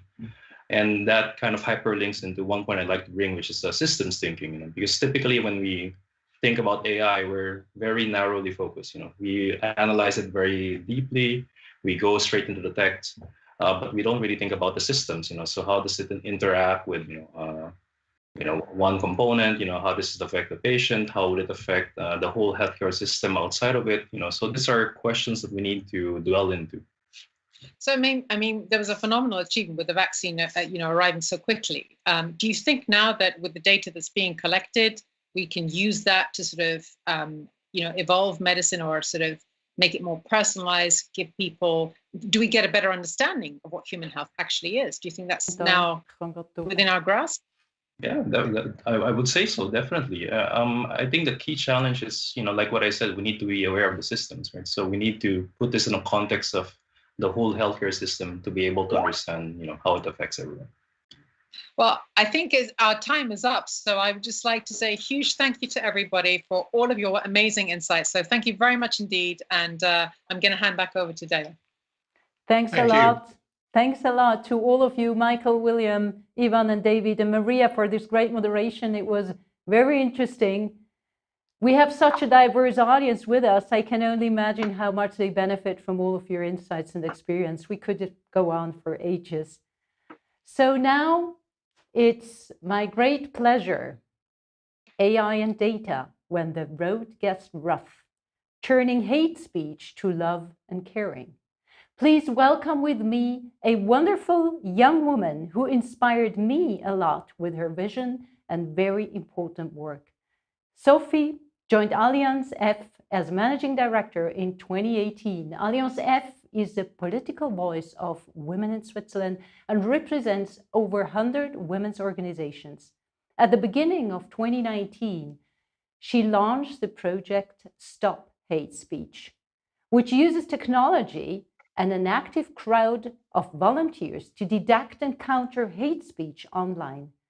Sophie is trying in seeking out novel and innovative ways to use technology to better support marginalized groups and victims of hate crimes and speeches. Sophie, I'm so excited to share your thoughts with our global community and make your initiatives more powerful and supporting everyone who suffers from hate speeches. Sophie, first of all, please tell us briefly about the Stop Hate Speech project and why it's so important. Hello, everybody. Thank you so much. First of all, I look a little bit like Cruella, and I don't know why. So either I'm way too bright or way too dark. So we thought dark is better than too bright. So I'm really sorry for that. That's the first time ever. Thank you for inviting me. So, well, I think hate speech on the internet has really become a global problem. And we have seen that the barrier to hostility and insults has really fallen.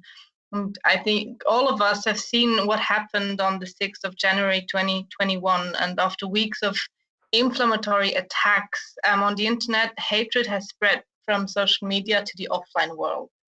And that was not the first time we have witnessed those kind of attacks. I think freedom of expression is really a fundamental right. And free speech and open debates are really core values of a free society. And the internet, and especially social media, have made it possible for everyone and for all people to express their opinions and be heard. So regardless of their economic or social status. And I think this achievement really must be preserved. And we're actually trying with our project Stop Hate Speech to combat hate speech online and to make it possible and promote discourse for everyone. So what we're doing is that we try to combine technical solution with human and civil society solutions. So we have programmed an algorithm which searches hate speech on the internet. And as soon as we find hate speech, we bring it back to community, which then can do counter speech and try to have a debate and a real discourse. Great. Before coming to more technical backstage insights about the DocBot, can you just emphasize a little bit, though, how did you come up with the idea in principle?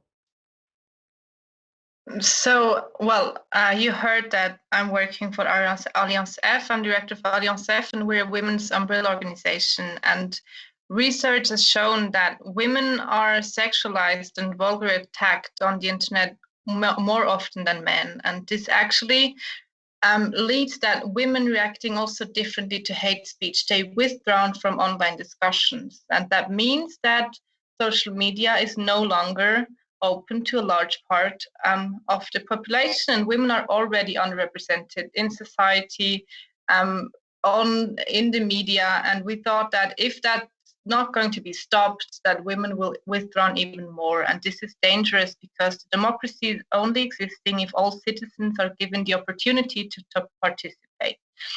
So we thought of that linked connection of technique and civil society to do something against it. So you worked with a combination of civil society and technology. How exactly does civil society help you, and what does it have to do with the data? So we do actually two things. What we did when we started, we saw that hate speech is not really something very objective. So everyone has its own feeling of what hate speech really is. So we actually programmed a Tinder for hate speech, so everyone could help us actually code their algorithms. So they got asked, like, is that common for you, hate speech or not? And you can swipe left or right whether it's hate speech or not. So actually the data was given by the civil society. And after that, we used that data to train the algorithm. And now we're bringing all what the algorithm finds back to the community so they can respond and do counter speech. I think this is just an amazing, beautiful example to see exactly what we just heard at the panel before you, how important it is that the partners in a relationship talks to each other. And one of the panelists mentioned that it's not only the discussion about AI and data, it's also including the people. It's even more, it's actually having the communication between the human being to understand what are our needs and our expectation. And now, especially in your field, I think it's very nice to see how you're using actually cognitive technologies involving the human being from the start to the end. And I would really be interested to hear a little bit more about the technical insights. And for me, it will be very important. There are a lot of people out there, they really are afraid about the AI, the artificial intelligence, about that it's biased, about that robots going to take over the globe. And I think this is really a great use case where we see how the cognitive technology can augment the human being supported in a relationship between the technology and the human. So yeah, I actually understand that really well, because I'm also not coming from a technical background, and I also always thought that artificial intelligence is just something that happens. And what we did then is actually we draw that little dog you can all see now. So we found like a very humanized signature for our algorithm. So we just learn BotDog, our dog, what is hate speech, and he will just find whatever we tell him to find. So I could really see also that it's something human-made. The algorithms are human-made, and whether we give him good or bad food, he will, or learn him good or bad stuff, he will do good or bad things. And I think with BotDog and how it works, we could really make it very understandable for a large part of the population what exactly AI can do, what it can't, what it cannot do, and that it is actually very friendly and should be a helper of us and not something's going against us. So I think that BotDog helped us a lot to understand better what AI does and can do. So before we go on, I'm just asking you out there all support this very important initiative, reach out. And they do have a really cool video about DogBot. I just love the name. I think it's just great. There is one question coming out from the audience, Sophie. What is the filter for your own and your volunteers' bias by filters developed in simple human experience? Can you say something about your own filter first? Well, I mean, this is always really hard. I mean, we all have our stereotypes we live in. I think this is quite clear. So what we did, not me personally, but for the project, and I think that's what we also try to do in all of our lives, is that we really try to have a community which trains BotDog, which is already very diverse. So we had over 1,000 people who trained BotDog and feeded him in the first place. And we really tried to find people from all over Switzerland, from all ages, from all backgrounds, from to really have this diversity already in the data and try to have as much as it can be not biased BotDog in the end. So diversity is very important. And you just mentioned, I mean, you started in Switzerland, and most of you, if not all of you, know that Switzerland is a very little tiny state. And still, we do have great diversity within our small country. What would be your wish to the rest of the globe, how we can support this initiative, thinking of all the different cultures that we do have, only thinking about Europe to start with, for example? What will be now your big wish to the audience? How can we all help to make it global? I mean, first of all, there's something that is not directly linked to our project, but I think we all need to learn that we are responsible for our internet, for our social media. And if we see something on the internet which we don't agree because it's racist, it's sexist, it's whatever, we really have to step up against it. I think we do that quite often in the offline world, but we don't do it as much on the online world. And that's a responsibility of all of us, I think. And how can you support us directly? I mean, we would love to go further with our project. We have done it now in German, but we would love to do it in a lot of different languages. So if you have ever a good idea of where we could start, it's always important to be like very local and work with also the local language where it is. But I mean, we would love to make the project even bigger than it is right now. How do you explain your project, and how do your clients understand how AI works? Actually, I think exactly with and what Bob does. So we just try to find a way to go against that very, very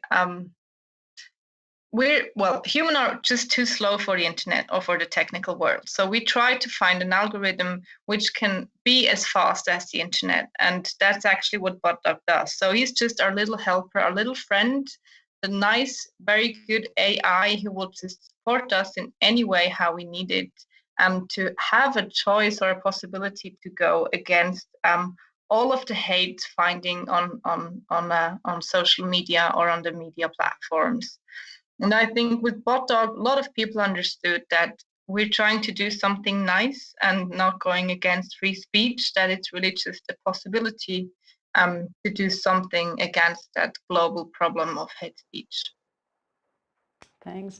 I can imagine that initiatives, projects like that, it's not doable without the support of human beings. Thinking of reading between the lines, finding out whether it is really hate speech or not. In our previous discussions, you came up with some very interesting examples. Perhaps you can share some of the examples with the audience where we understand how important it is that we humans have to put it into a context and teach the DocBot to know what is right and what is wrong. Yeah, thank you. Well, the context is incredibly important, and also the hard part to code in the end for the algorithm to understand when exactly something is hate speech. So there was once a comment on the French media side in Switzerland written, I hope where they will go, there will be nice showers waiting for them. And this is a sentence standing alone is totally okay. But it was actually an article about the Jewish family emigrating. And in that context, it's not just hate, it's also illegal.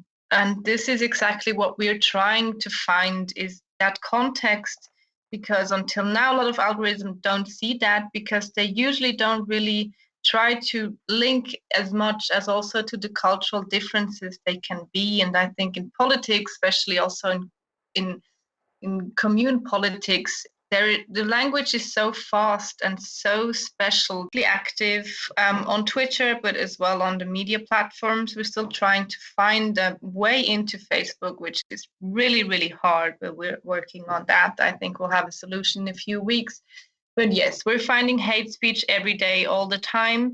And sure, I mean, there are different stages of hate speech. So there is hate speech, which is clearly illegal. And I think media is doing a better job in not publishing that kind of comments. But there is a lot of hate speech which is in that gray zone, which is already hateful, but not against the law in Switzerland. And this is still, you find that a lot. So there, I think really it is for us the case that we have to do counter speech and not just let it be like that, and have it then also be legitimized by everyone, because no one is really doing something against it.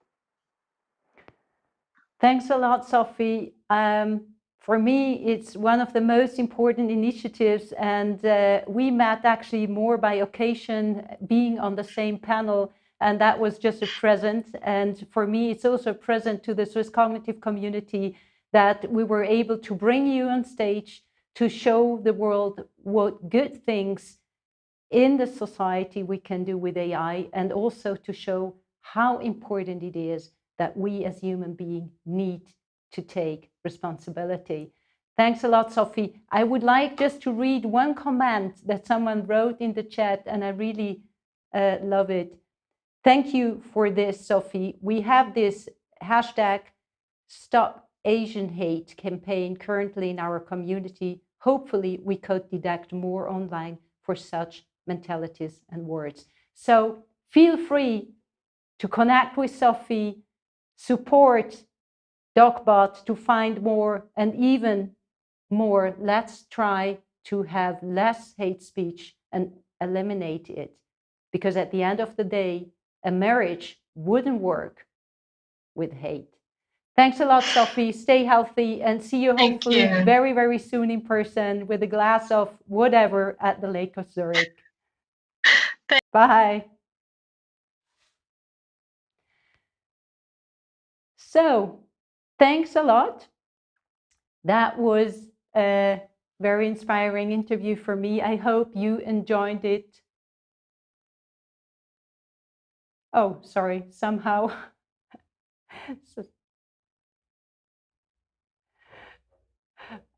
Sorry, I was just interrupted somehow. Sorry. So first of all, as mentioned, Andy and myself and the whole team of SwissCognitive are asking you guys to support these important initiatives, and let's make our world with AI to a better. Now I would like to come to the next panel, Making the Marriage Sustainable, Mastering Data Literacy and Renewal Leadership.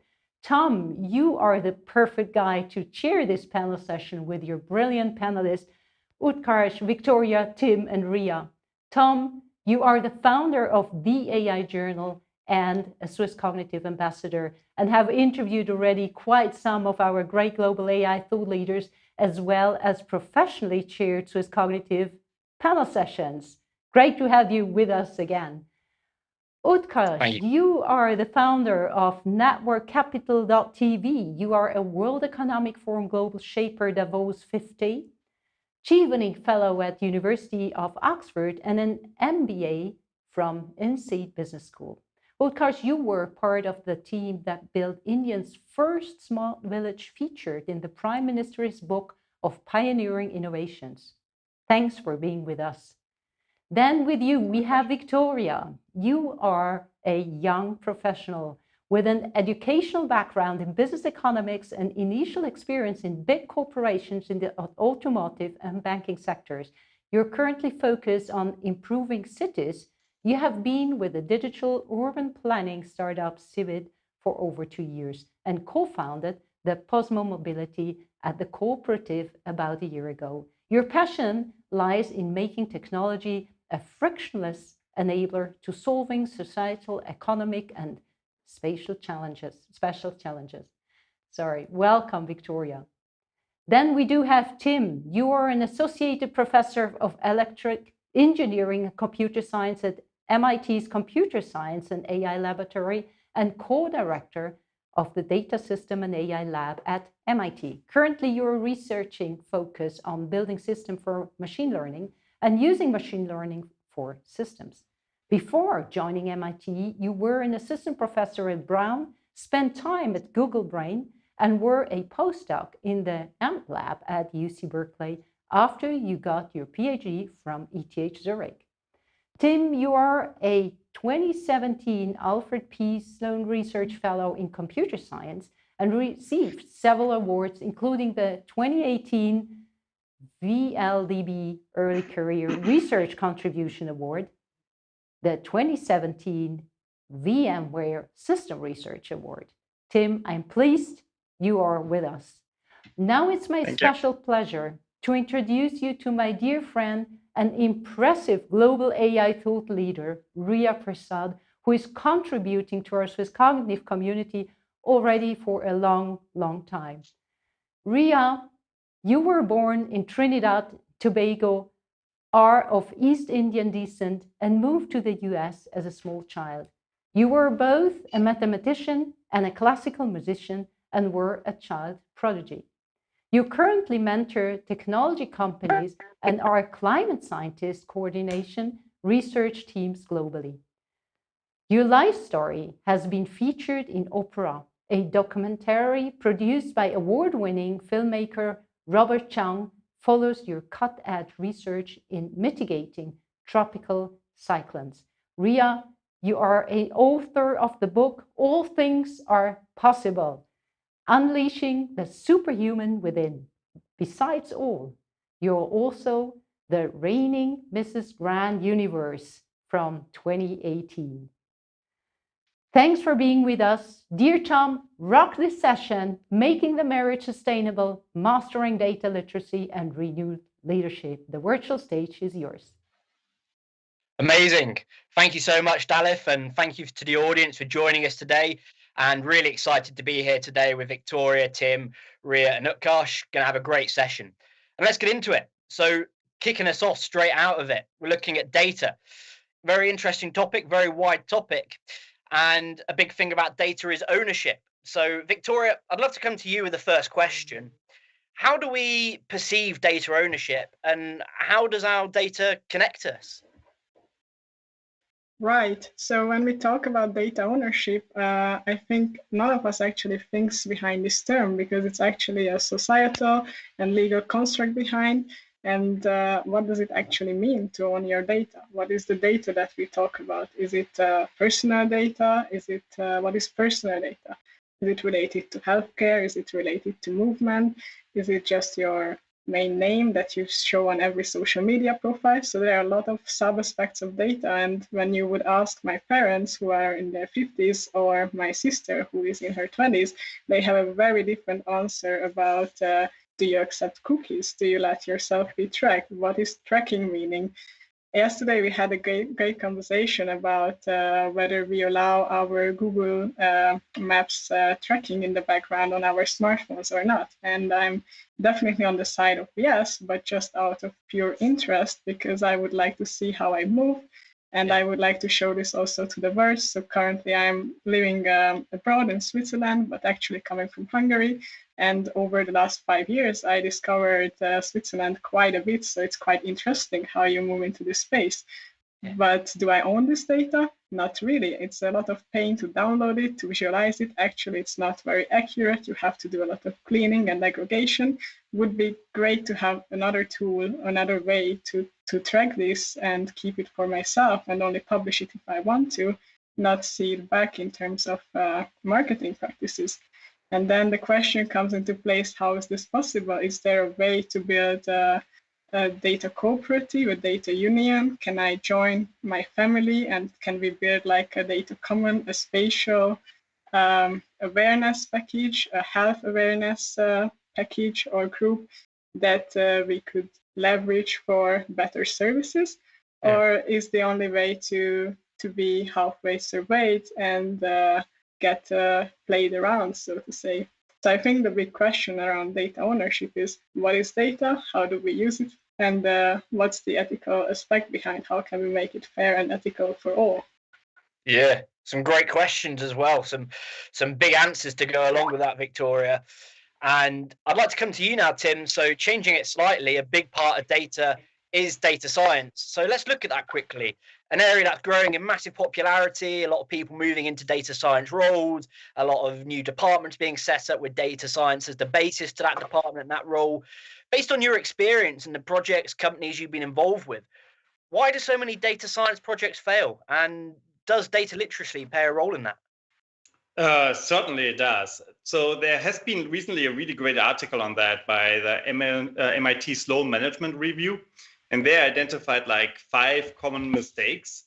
On one hand, they said like, yeah, there's a hammer in search for a nail, meaning AI is cool. And so everybody wants to like use it, but it doesn't mean that AI is always the right solution, right? The second problem they identified was bias. That's just like, yeah, if there's bias in the data, it's just like whatever you get out is essentially garbage because you're not measuring the right thing. And I think there was like a talk earlier in the morning which also emphasized that. They also said like wrong timing often plays an important role. Like if you want to build a model, then just like, yeah, you need to build it at the right time. Like if you deliver it like 3 months later, the problem might already be gone away, particularly if you use modeling for decision making.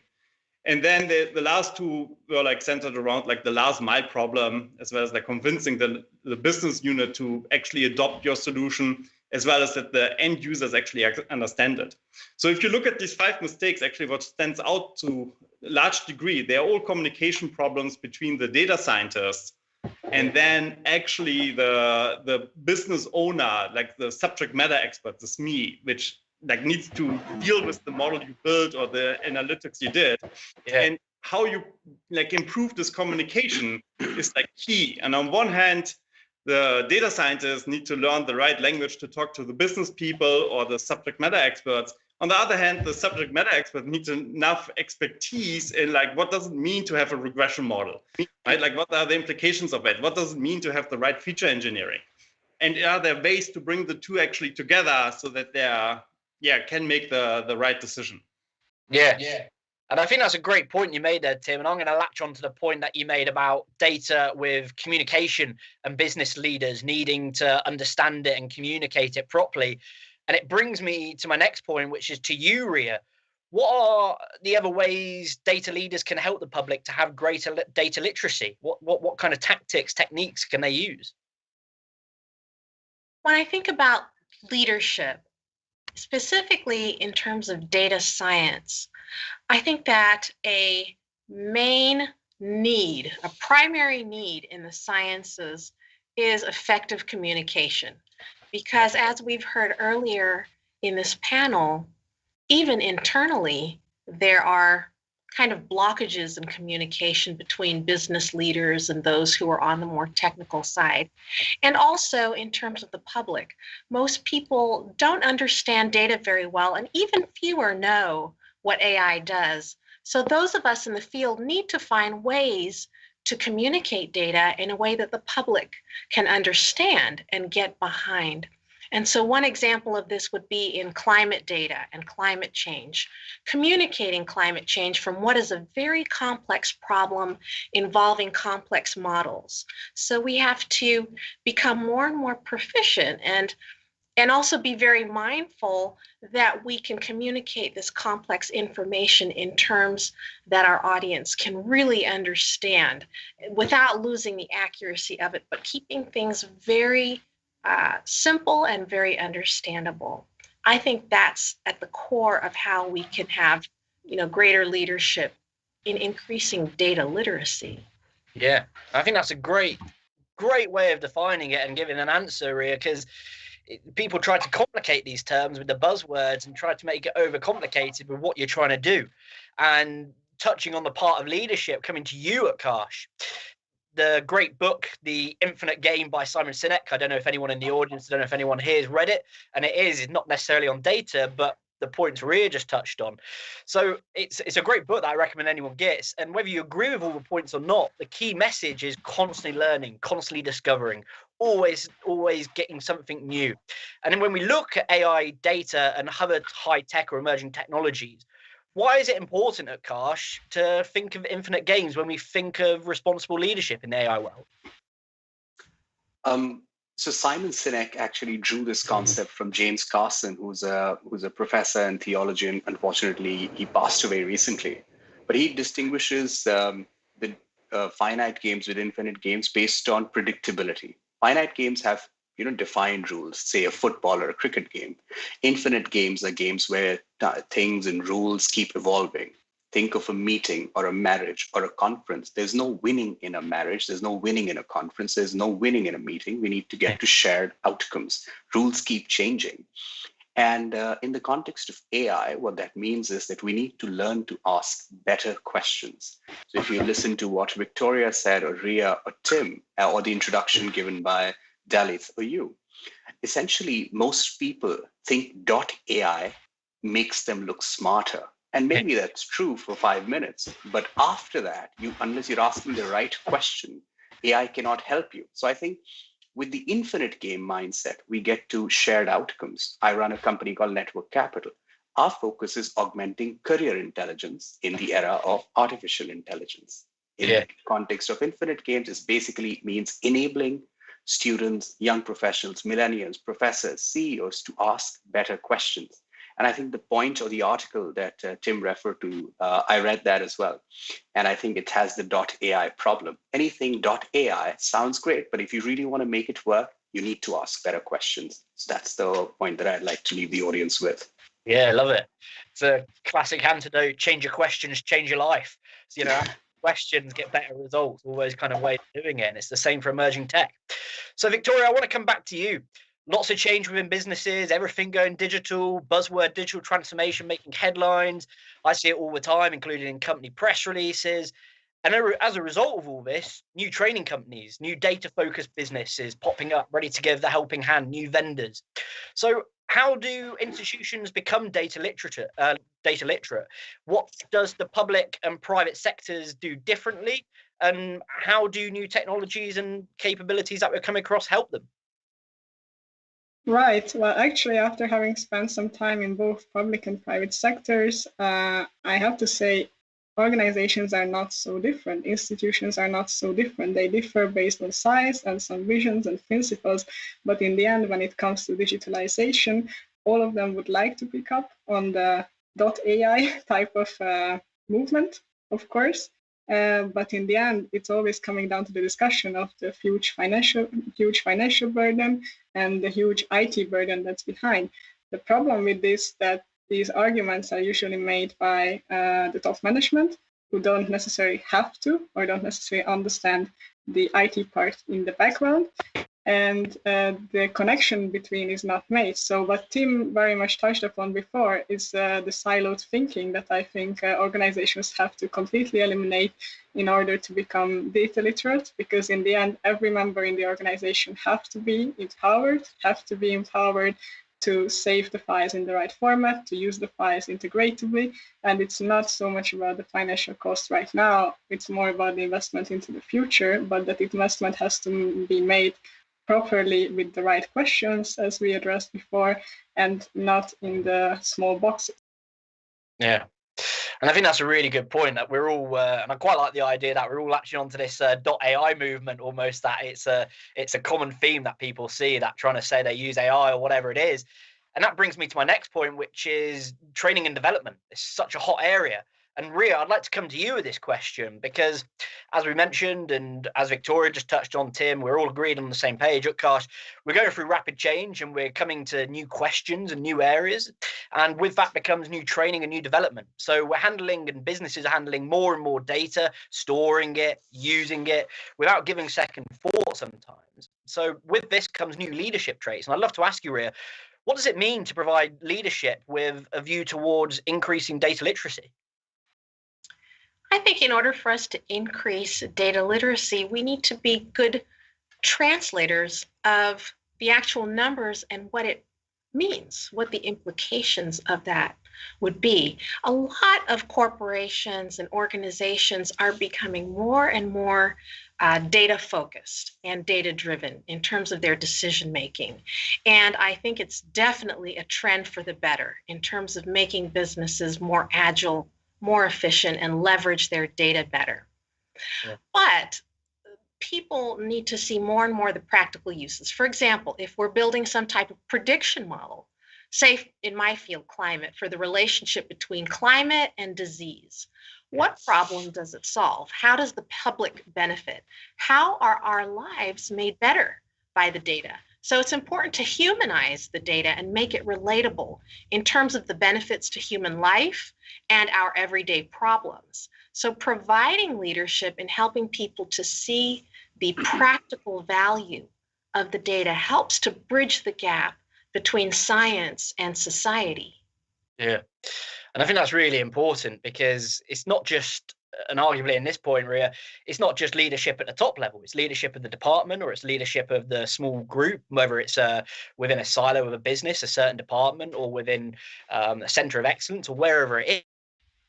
Really nicely onto the next point to ask you, Tim, about a term called citizen data scientist. And just before I ask this question, and to the audience and to each of us on this panel, you've probably crossed the term citizen developer.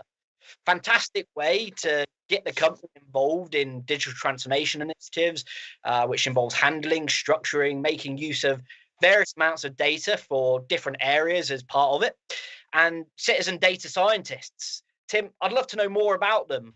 Can you give us a quick overview for anyone that might not be aware of them, and how do businesses create citizen data scientists, please? Sure. Like citizen data scientist is like a term actually Gartner phrased very recently. And they observed that the need that there should be more data scientists throughout the entire organization, while there are not enough data scientists actually there.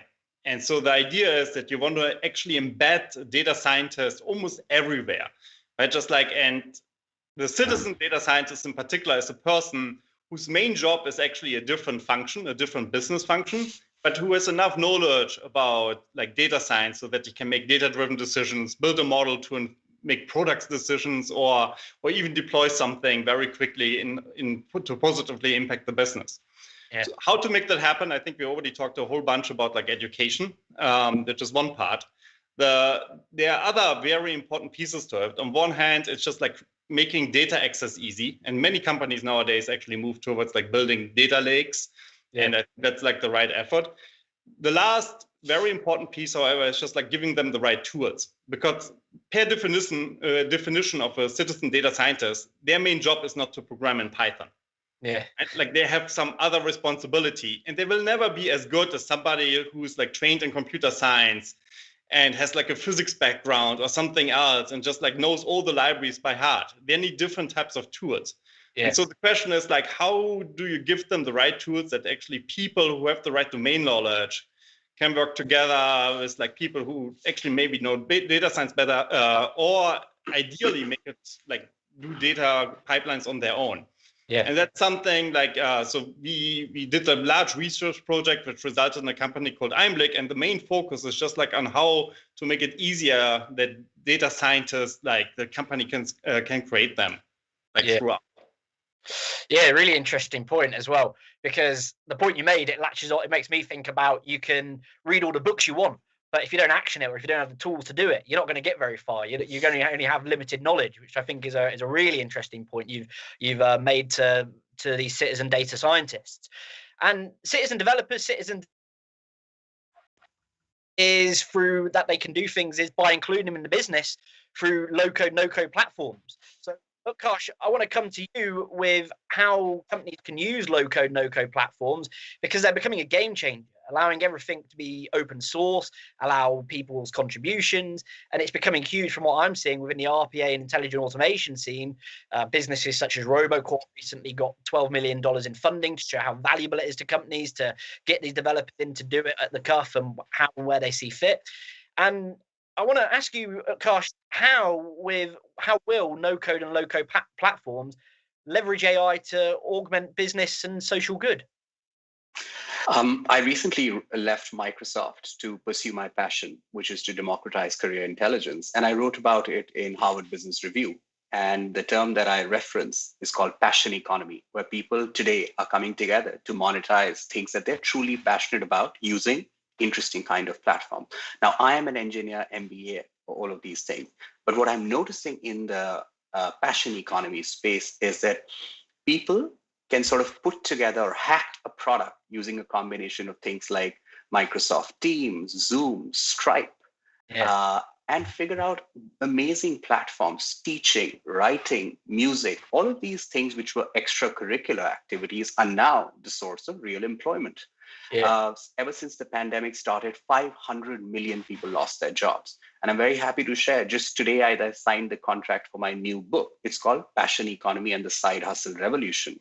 And the whole concept of that book is that these passion economy people, folks who are using no-code and low-code platforms, are essentially also leveraging AI, except they are leveraging AI based or built by other platforms.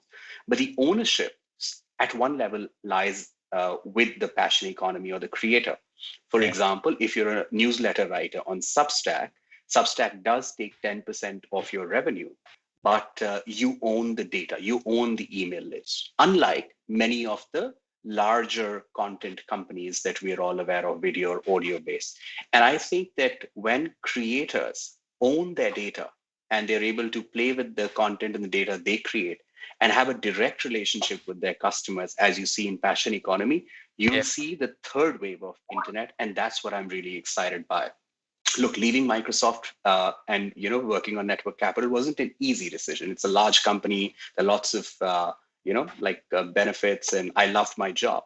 Yeah. But I really thought I owed it to myself to try, and I think billions of people are going to try, because that's the next wave of internet. I'm super excited by it. Yeah, and it's interesting you say that. I have a different view on that, and it'd be good to see from your background what you think to Utkarsh's point around all this. Sorry, like your audio was blacking out. Are you talking to me? Yeah, sorry. Oh, okay. I wasn't 100% sure. Yeah, we try to building no-code platforms for AI, and the pure approach essentially doesn't work.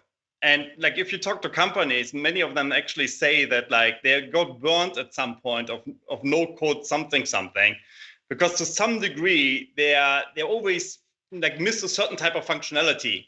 Yeah. Right. And so like I think this whole approach right now, which you see in industry, like about no code X, like I think it gives great demos. In practice, I'm very, very skeptical of them. So actually we take now a different approach. We don't say like, at the company we are building, we first thought like we would be a no code environment, but it's actually not right. We'd say it's a code last environment, which is a very different value proposition. Right? Because there is always this moment where your shiny AutoML tool does something and you don't want it to. Or like actually the AutoML tool, there are like a lot of different steps up front you need to do. So like I'm very skeptical of like no code alone. Yeah. And I think it's almost a misnomer. And every company, big company we talk to is just like, oh yeah, we used that and we got burnt by it. Yeah. Oh, it's an interesting. I just like to come in here. I think it's very important what Tim said. For big companies, what doesn't work, it works a lot for the creator. And that's the third wave of the internet, the anti-big company, where creators are owning direct relationship. So I think everyone doesn't need to, spend a ton of time becoming an AI researcher, because you can actually leverage the existing platform, own the direct relationship. And that's not the Microsoft model or the Google model, but it is very much the model of 1 billion new passion economy stars. So I think Tim's point is a really important one. If we differentiate what works for enterprises versus what works for these individuals monetizing their creativity. And that's what I'm very excited by. Yeah. And I love it, because parts of disagreement create new ideas, and that's where new innovation comes from. And it's definitely a point that we can carry on with the audience afterwards, and sounds like could go into a lot more depth about it. So it's very exciting. So I want to bring it back, and Victoria, I'd love to come to you with a question. So we're touching, and you touched on it earlier, about how data connects us. So if we could please look at how data is being used in individuals' lives, in local communities, cities, because this is where, at least in my opinion, lies the problems with regulation. That might be a question or thing people don't agree with, but you saw Richard and his panel touch on it on the regulation for AI. But if we for a minute just look, and I'm not saying it's not important, regulation and all that for itself, but just look at the view at data without consideration for ethics and regulations, and just the capability side. How smart are smart cities, and how do they leverage data and AI just at a capability and technical view? Yeah, it's interesting to look at how the smart city movement have boomed. So now we have sensors in everything, from smart bins to smart lamps, from smart backyards and so on. Yeah. Location intelligence is a big term, big data is a big term, but all of these things are very, very quantitative. And the question is, how do you make this to real insights? Of course, you can leverage a lot of platforms to have a dashboard of a real-time overview, which hasn't existed before. So that's great that you don't need to go to the main square to check actually how many people are throwing out things over a period of time. But whether this really helps the planning process is not that obvious, actually, because planners have to plan for long term, and what you get out of this is just the current momentary use. Over a longer period of time, when we have a lot of data about all the smart things that you have in the smart city, this can become very, very valuable. And throughout the time that we are gathering all this data, we have to learn what the right questions are again. But at the moment, these insights are way too quantitative and way less trustable. So the questions that we usually deal with is always around trust. Where does the data come from? What does it actually mean? I don't know what it means that we have 20 bins around us. How do you deal with that? And how many of them are empty? So I think data-driven approaches have great potential for impact in both developing and developed areas. And you see them developing faster in the developing areas. But for the future, you have to build in the nudging systems and recreate the invisible hand based on the right questions and not just the amount of available data. Yeah, really interesting. And talking about that point, Victoria, on the questions we have for data and how to use it, Ria, I want to come to you with a question and understand from your point of view, from your experience, what do the audience and what the people in small communities, the smart cities, what do they need to know when they're engaging with data? What's the kind of core things to understand? I think that the core thing for communities to understand, or whoever even the stakeholders are, would be the risks. What are the risks of that data? So for example, not just what does the data say, but what does it not say? So in my field with climate change, it's important for the public to know what models can tell us. Yeah. But what do they not tell us? And how certain is that data? So there's much debate about data integrity and data certainty. And I think that effective leadership also involves communicating the risks of using data and AI and its inherent uncertainties. Yeah. And I think that's a really good point, because we've clearly got a theme going on here that I think we'll all agree on, and that it's education and it's making sure we ask better questions and we understand what the applications are. So it leaves me in a really good point to come to you, Utkarsh, about that I know you're focused on, which is why, if we look quickly at the reason I created AI Journal, it's to educate people on AI and emerging technologies. We see SwissCognitive doing amazing initiatives to create communities, bring people together to learn, help, create. However, to me, it's becoming a fundamental lesson for people of all ages as we're in a digital world. So, Utkarsh, I'd love to ask you, how should we introduce data literacy among schools and for children so they're prepared, aware of these careers that exist, and how can they use it to help them at a basic level? Awesome. I think it's an important question. I spend a lot of time thinking about it. If I compare my 5-year-old self to a 5-year-old today, I think a 5-year-old today is a lot more digitally literate than I was when I was 5. And I think that's something that I'm super excited by, because let me tell you a fact. I'm not sure if it's a good fact or a bad fact, but far more kids in the US aspire to become YouTubers when they grow up than they aspire to become NASA scientists. Again, not saying it's a good or a bad thing. It just talks about evolving career aspirations. Again, passion economy is really important to talk about. So kids are already data literate. What they need to know a lot about is data usage, asking better questions, doing a cost and benefit analysis of their time spent versus time away. How's the data being used? What does digital addiction look like? When should they digitally detox? What does cyber hygiene look like? These are questions that should not be taught like moral science lectures in schools, but they should be taught as Socratic dialogues. So I would love to see a curriculum where AI debates are taught like Socratic dialogues in schools around the world. In fact, Network Capital has launched a bunch of schools in the cloud, and the focus is on asking better questions. And one component of asking better questions is to really ask the governments and the big tech companies and the small tech companies, what are you doing with my data?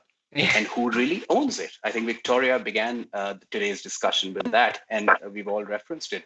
Let's try and make that conversation happen at scale. Yeah, I love it. Really good points as well. Just making sure we can understand what's being used, because that's the big thing, isn't it? Who's using my data? Where are you using it? Why are you using it? Why do you always want to track me? Leave me alone. Like, I don't want to be tracked all the time. And especially to the audience, there's a great book called Weapons of Math Destruction by Kathy O'Neill. Just fantastic on how data is being used. And I think it leaves us perfectly. I know we're coming to the time, so I'd love to go around and ask each of you to leave the audience and to leave a question. And that would be, let's start with you, Ria. It would be to say, what question or piece of advice would you leave audience members with, or business department leaders, to ask themselves or do when when approaching or taking on initiatives that are likely going to involve the use of data? I think that the key thing is to understand what this is actually going to involve in terms of the risks. We have such great capabilities, but who is still skeptical of self-driving cars and things like that? We want to know, what are the risks, how accurate it is, what are we getting into? And so what is that cost-benefit analysis? And so I encourage people to really take a good look at that, because in some respects we're very advanced in our AI, but in other respects we're really not. Yes, we need to really analyze that carefully. Yeah, great leaving lesson. And then Victoria, to you quickly. I just would like to ask everyone to take a look at your smartphones, and next time before you accept cookies, just think twice. That would be just a very good takeaway for everyone, I think. Yeah, very good takeaway. And then to Tim. I think I'm more focused on enterprises or companies, and in that sense, what can you do in order to improve the communication between data scientists and actually the subject matter experts, as well as the business owners, and what tools are available there from technology standpoint, but also from an organizational standpoint to improve that relationship. Yeah, great points to consider the whole kind of blueprint, I guess, and the whole kind of vision of what includes it. And then how about you? What would you be thinking to finish us off, Utkarsh? I'd love to have the audience reflect on communities. I think AI doesn't exist in isolation. AI exists to solve community problems, and I would love for communities to define problems and bring them to practitioners and see what it looks like at a personal level, at a community level, and then at a town level, city level, and a country level, and at an international level. But really keep communities at the front and center when you think of AI. Amazing. So that's some great takeaways, and really looking forward to. I'll definitely be following up with each of you afterwards to be seeing what else we can be discussing, because it's such a wide topic. But yeah, thank you, Victoria, Tim, Ria, Utkarsh. Great panel, and really enjoyed it. And Dalif, over to you. Thank you, Tom. Thanks a lot. Before I move on, actually, Tom, being an AI thought leader too, what would be your takeaway? Oh, good question. I would be thinking, it's interesting. My always process is, what are you going to be using it for? Where does it stand in your business blueprint? What's your vision for using it? Not just taking it and thinking, oh, well, it's a lot with tech and a lot of different aspects. What do you really want to accomplish with it? You can hear all the buzzwords, but if you don't have a vision for 5-10 years down the line, I think you really need to go back to that point. Why do you want to use it? What do you want to use it for? Are you going to be using it for a good course? And like Victoria said, make sure you check your cookies. Great. So much to share, discuss, and brainstorm about. I could go on for hours listening to you guys, actually all of you guys. Thank you, Tom, for your passionate way of moderating and engaging our panelists. Thank you, Utkarsh, Victoria, Tim, and Ria, for enriching this event with your views. Hope to see you very soon again. Wow. It's already time for our grande finale with Daniel Angerhausen talking about our global well-known Swiss Army knife who gets smart. Daniel, we have a special surprise for you.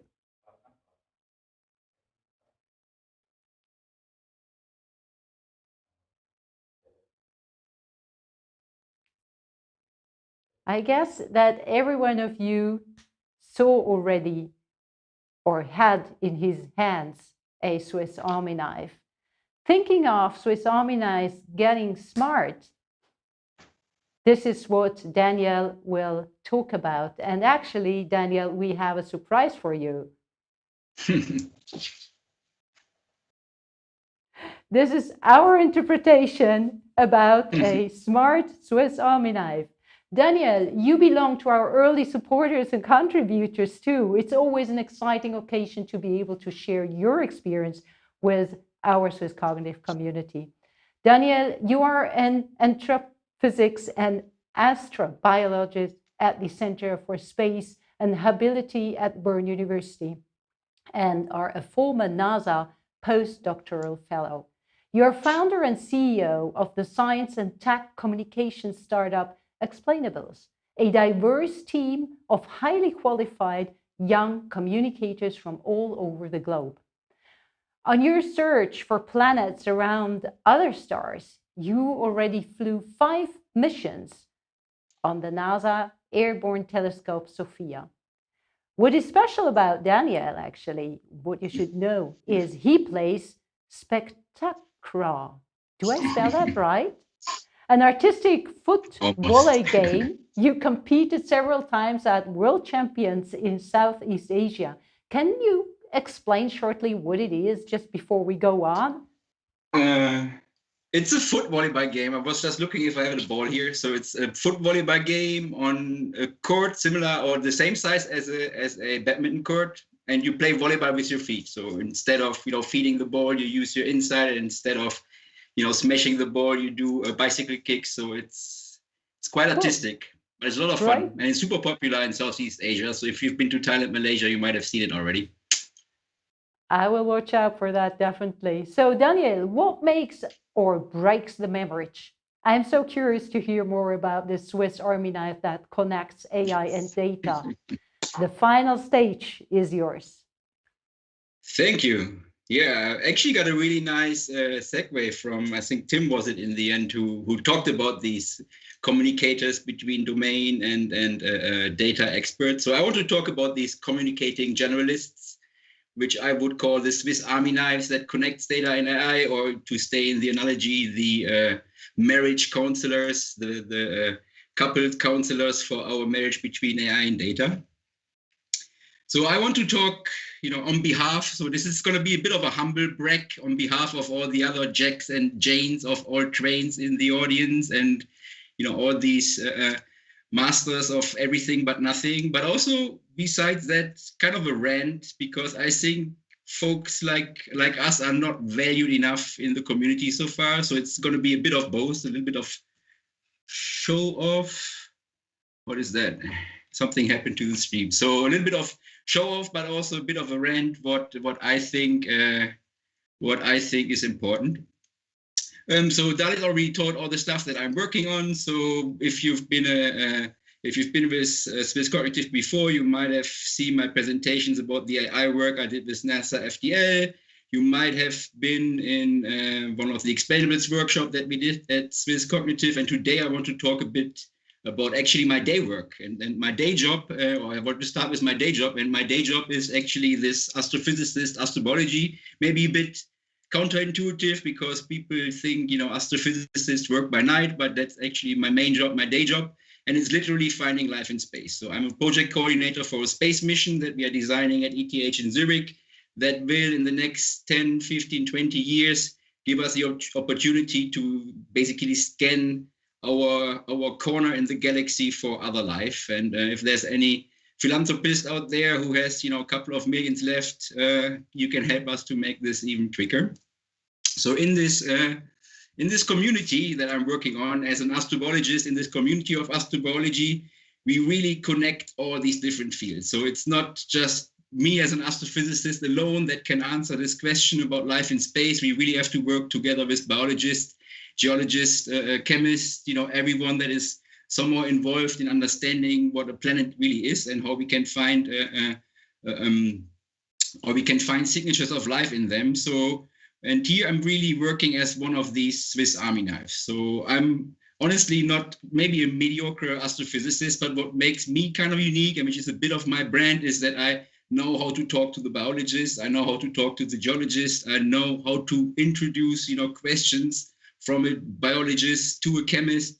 I think Utkarsh mentioned that, somehow, who asked the right questions. So this is where I come into the game as a Swiss Army knife in this community. And as I mentioned, I want to argue that this is also a skill that should be valued more in the industry, not just in academia. And if you don't trust me, there's plenty of literature about that. HBR has this has this article about generalists in research and development. So not just in academia, but also in your company.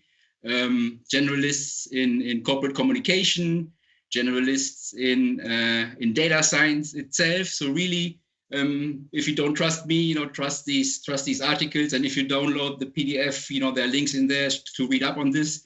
So this is really the point that I want to make. Foster the generalists in your company, because they are these Swiss Army knives that help to make this marriage work, to connect these data and AI.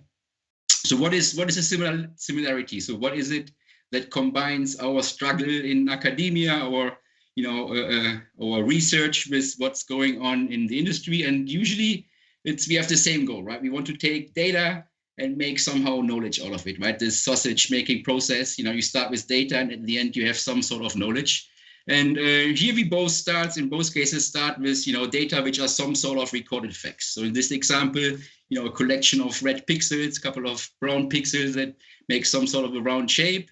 So this is really the rawest data that you can get, right?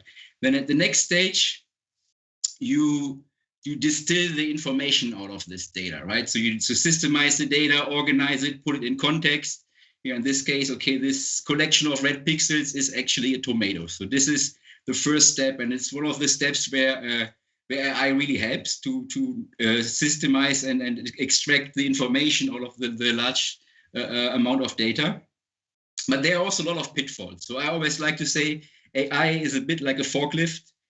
Used in the right way, it can do a lot of the heavy lifting, but if you don't know what you're doing, you can do a lot of damage. So be careful. And this is where these generalists come into play that know the data, and they also know the algorithms, and they know, the right hammer for the right nail, as we heard, I think, from Tim in the keynote before. So really, this is an important point where you need people between these 2 points. And then after that, in the next step, you try to get knowledge out of it. You really want to take this information that you got from your data and get some sort of knowledge out of it that gets you a competitive advantage in some sort, or that answers our big questions that we have in research. And in this case, it would be the tomato is a fruit. And then again, this is also again one of these interfaces where AI can help a lot, but in the end, you need the domain expert to really make the call, what is really knowledge in this case. And then at the very end of this whole pipeline, eventually you want to even get to some sort of, wisdom out of it, which would be, don't ever put a tomato in a fruit salad. And I would argue that is something that probably no AI will do ever, or at least not in the next 50 years. So you won't hear, AI telling you, oh, this is disgusting. So there's still plenty of space for, communicators between all these, and catalysts, so to say, between all these different points in the flow chart in the pipeline. And we also heard of one of these big pitfalls, and one of these big challenges is actually data bias. And you might have seen this example before. This is always a story that I want to present to illustrate data bias.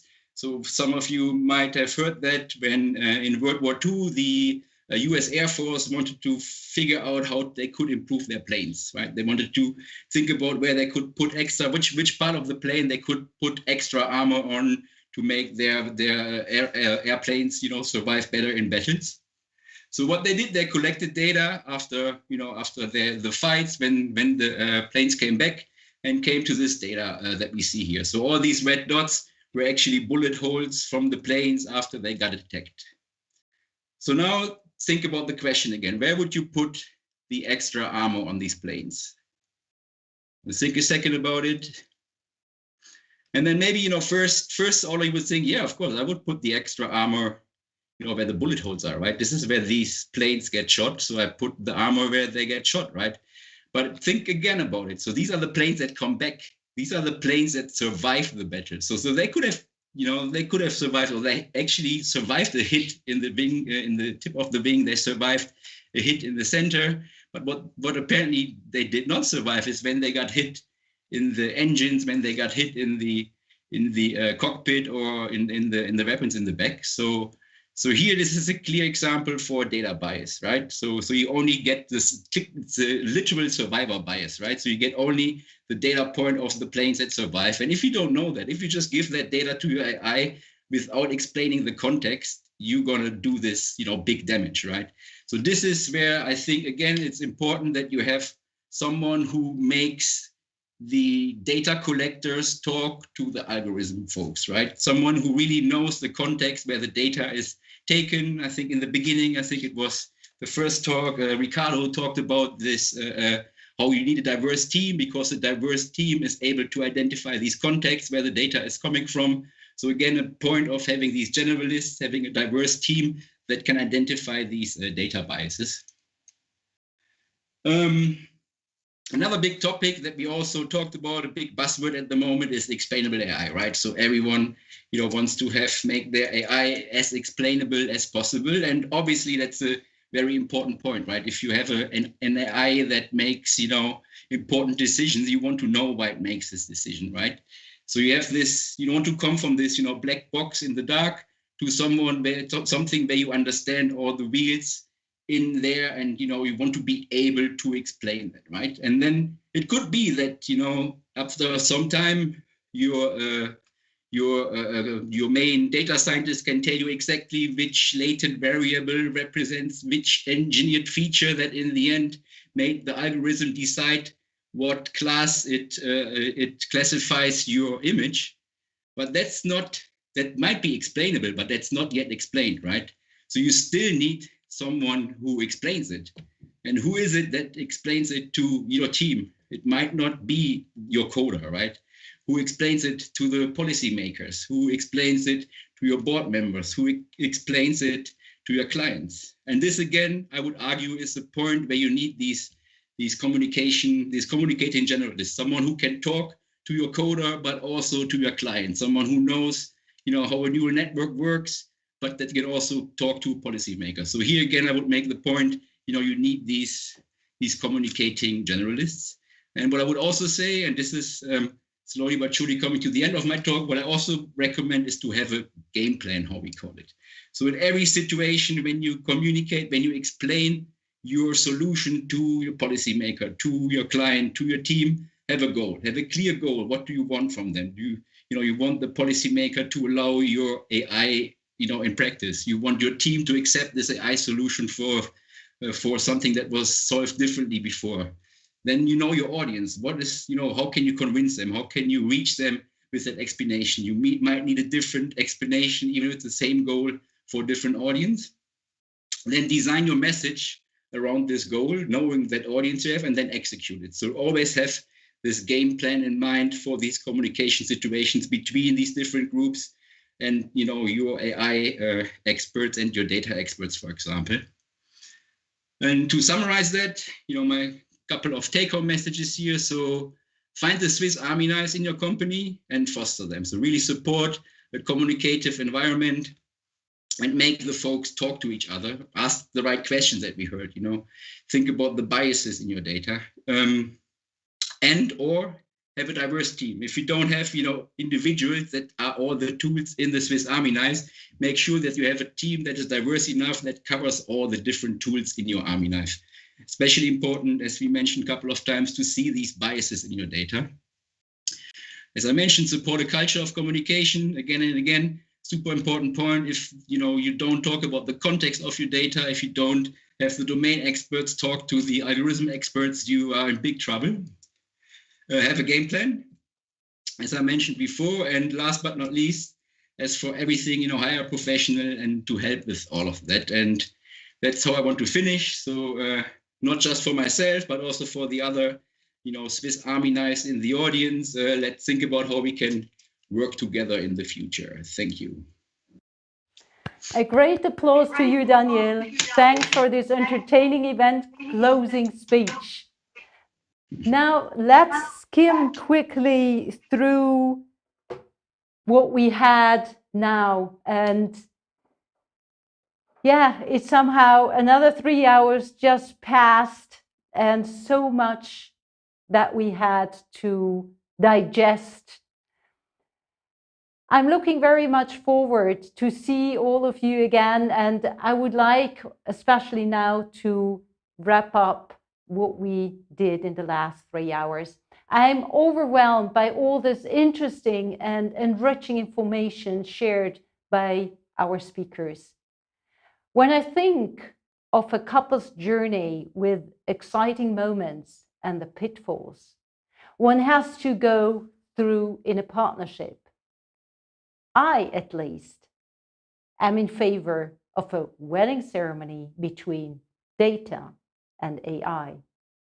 Let our speakers know, and also us, how you feel about that. Now, what did we hear today?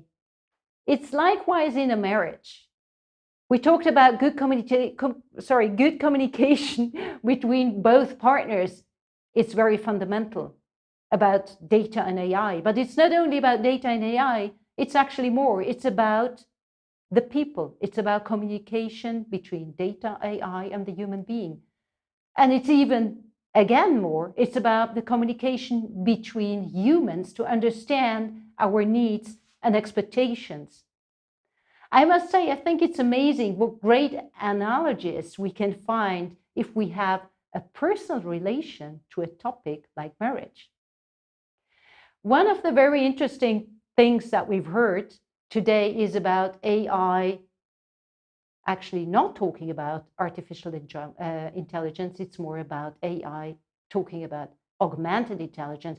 And one of the things, and some of you heard me saying that already, for me, artificial intelligence is actually a wrong expression anyway, because we, the human being, if we hear the expression artificial joints, artificial organs, even artificial flowers or jewelries, we always expect something to be as neutral as possible. But talking about AI, we're actually not talking about being same like humans, copying our brain. So what we're looking for is augment the human being. Now, data doesn't exist in isolation, we've heard. We have to be also aware of what the data do not say. And in certain areas, AI is already quite advanced, but in others, it even doesn't exist yet at all. Another very important point we've heard was about data needs to be democratized. So going through all these things, I think one of the most important things what we heard today is about we need to have POCs. We need to have a lot of experience. It's a very important thing to have experience, have an iterative way how we can get to the right solution. It's about 20% planning, we've heard, and 80% doing. And one of the fundamental things there, obviously, is data quality and accuracy. We've heard this very nice sentence, shit in, shit out. So let's do it better. Now, I'd love to share with you some insights we got from you during the event about the secret ingredients for a good marriage between AI and data. And I'm wondering how much of these is applicable to a real marriage. Now, no high tech without high human. Another one is it's an evolving relationship between data and AI. It is to be humanistic, human-centric. It needs to be responsible. And a very important thing is education, education, and again, education. Not only we, the adults, it's about the whole society. It's also about the kids and the teenagers and the elderly people. Growth mindset, curiosity versus defining your own views, creating equitable relations across silos, collective intelligence versus trying to replace humans with machines, optimize both to their respective strengths. Since we are in a marriage discussion, the use of AI should not be forced, not mandatory. It should just naturally happen. Meaning, whether a business needs it, it's detected, let's look at AI.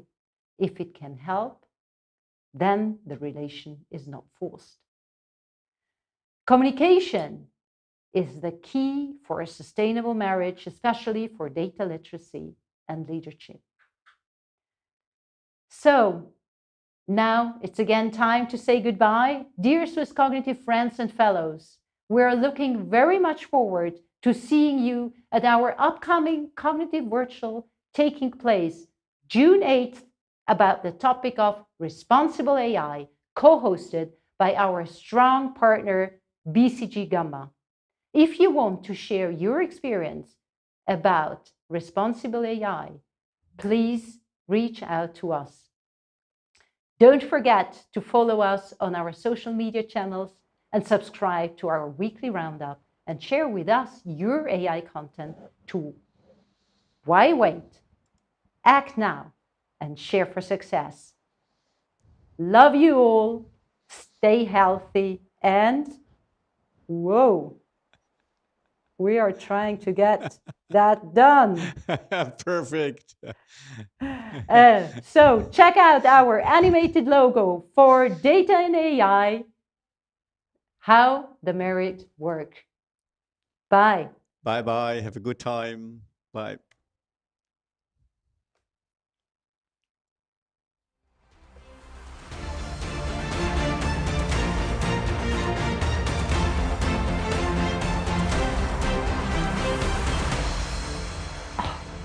Sorry, Gal.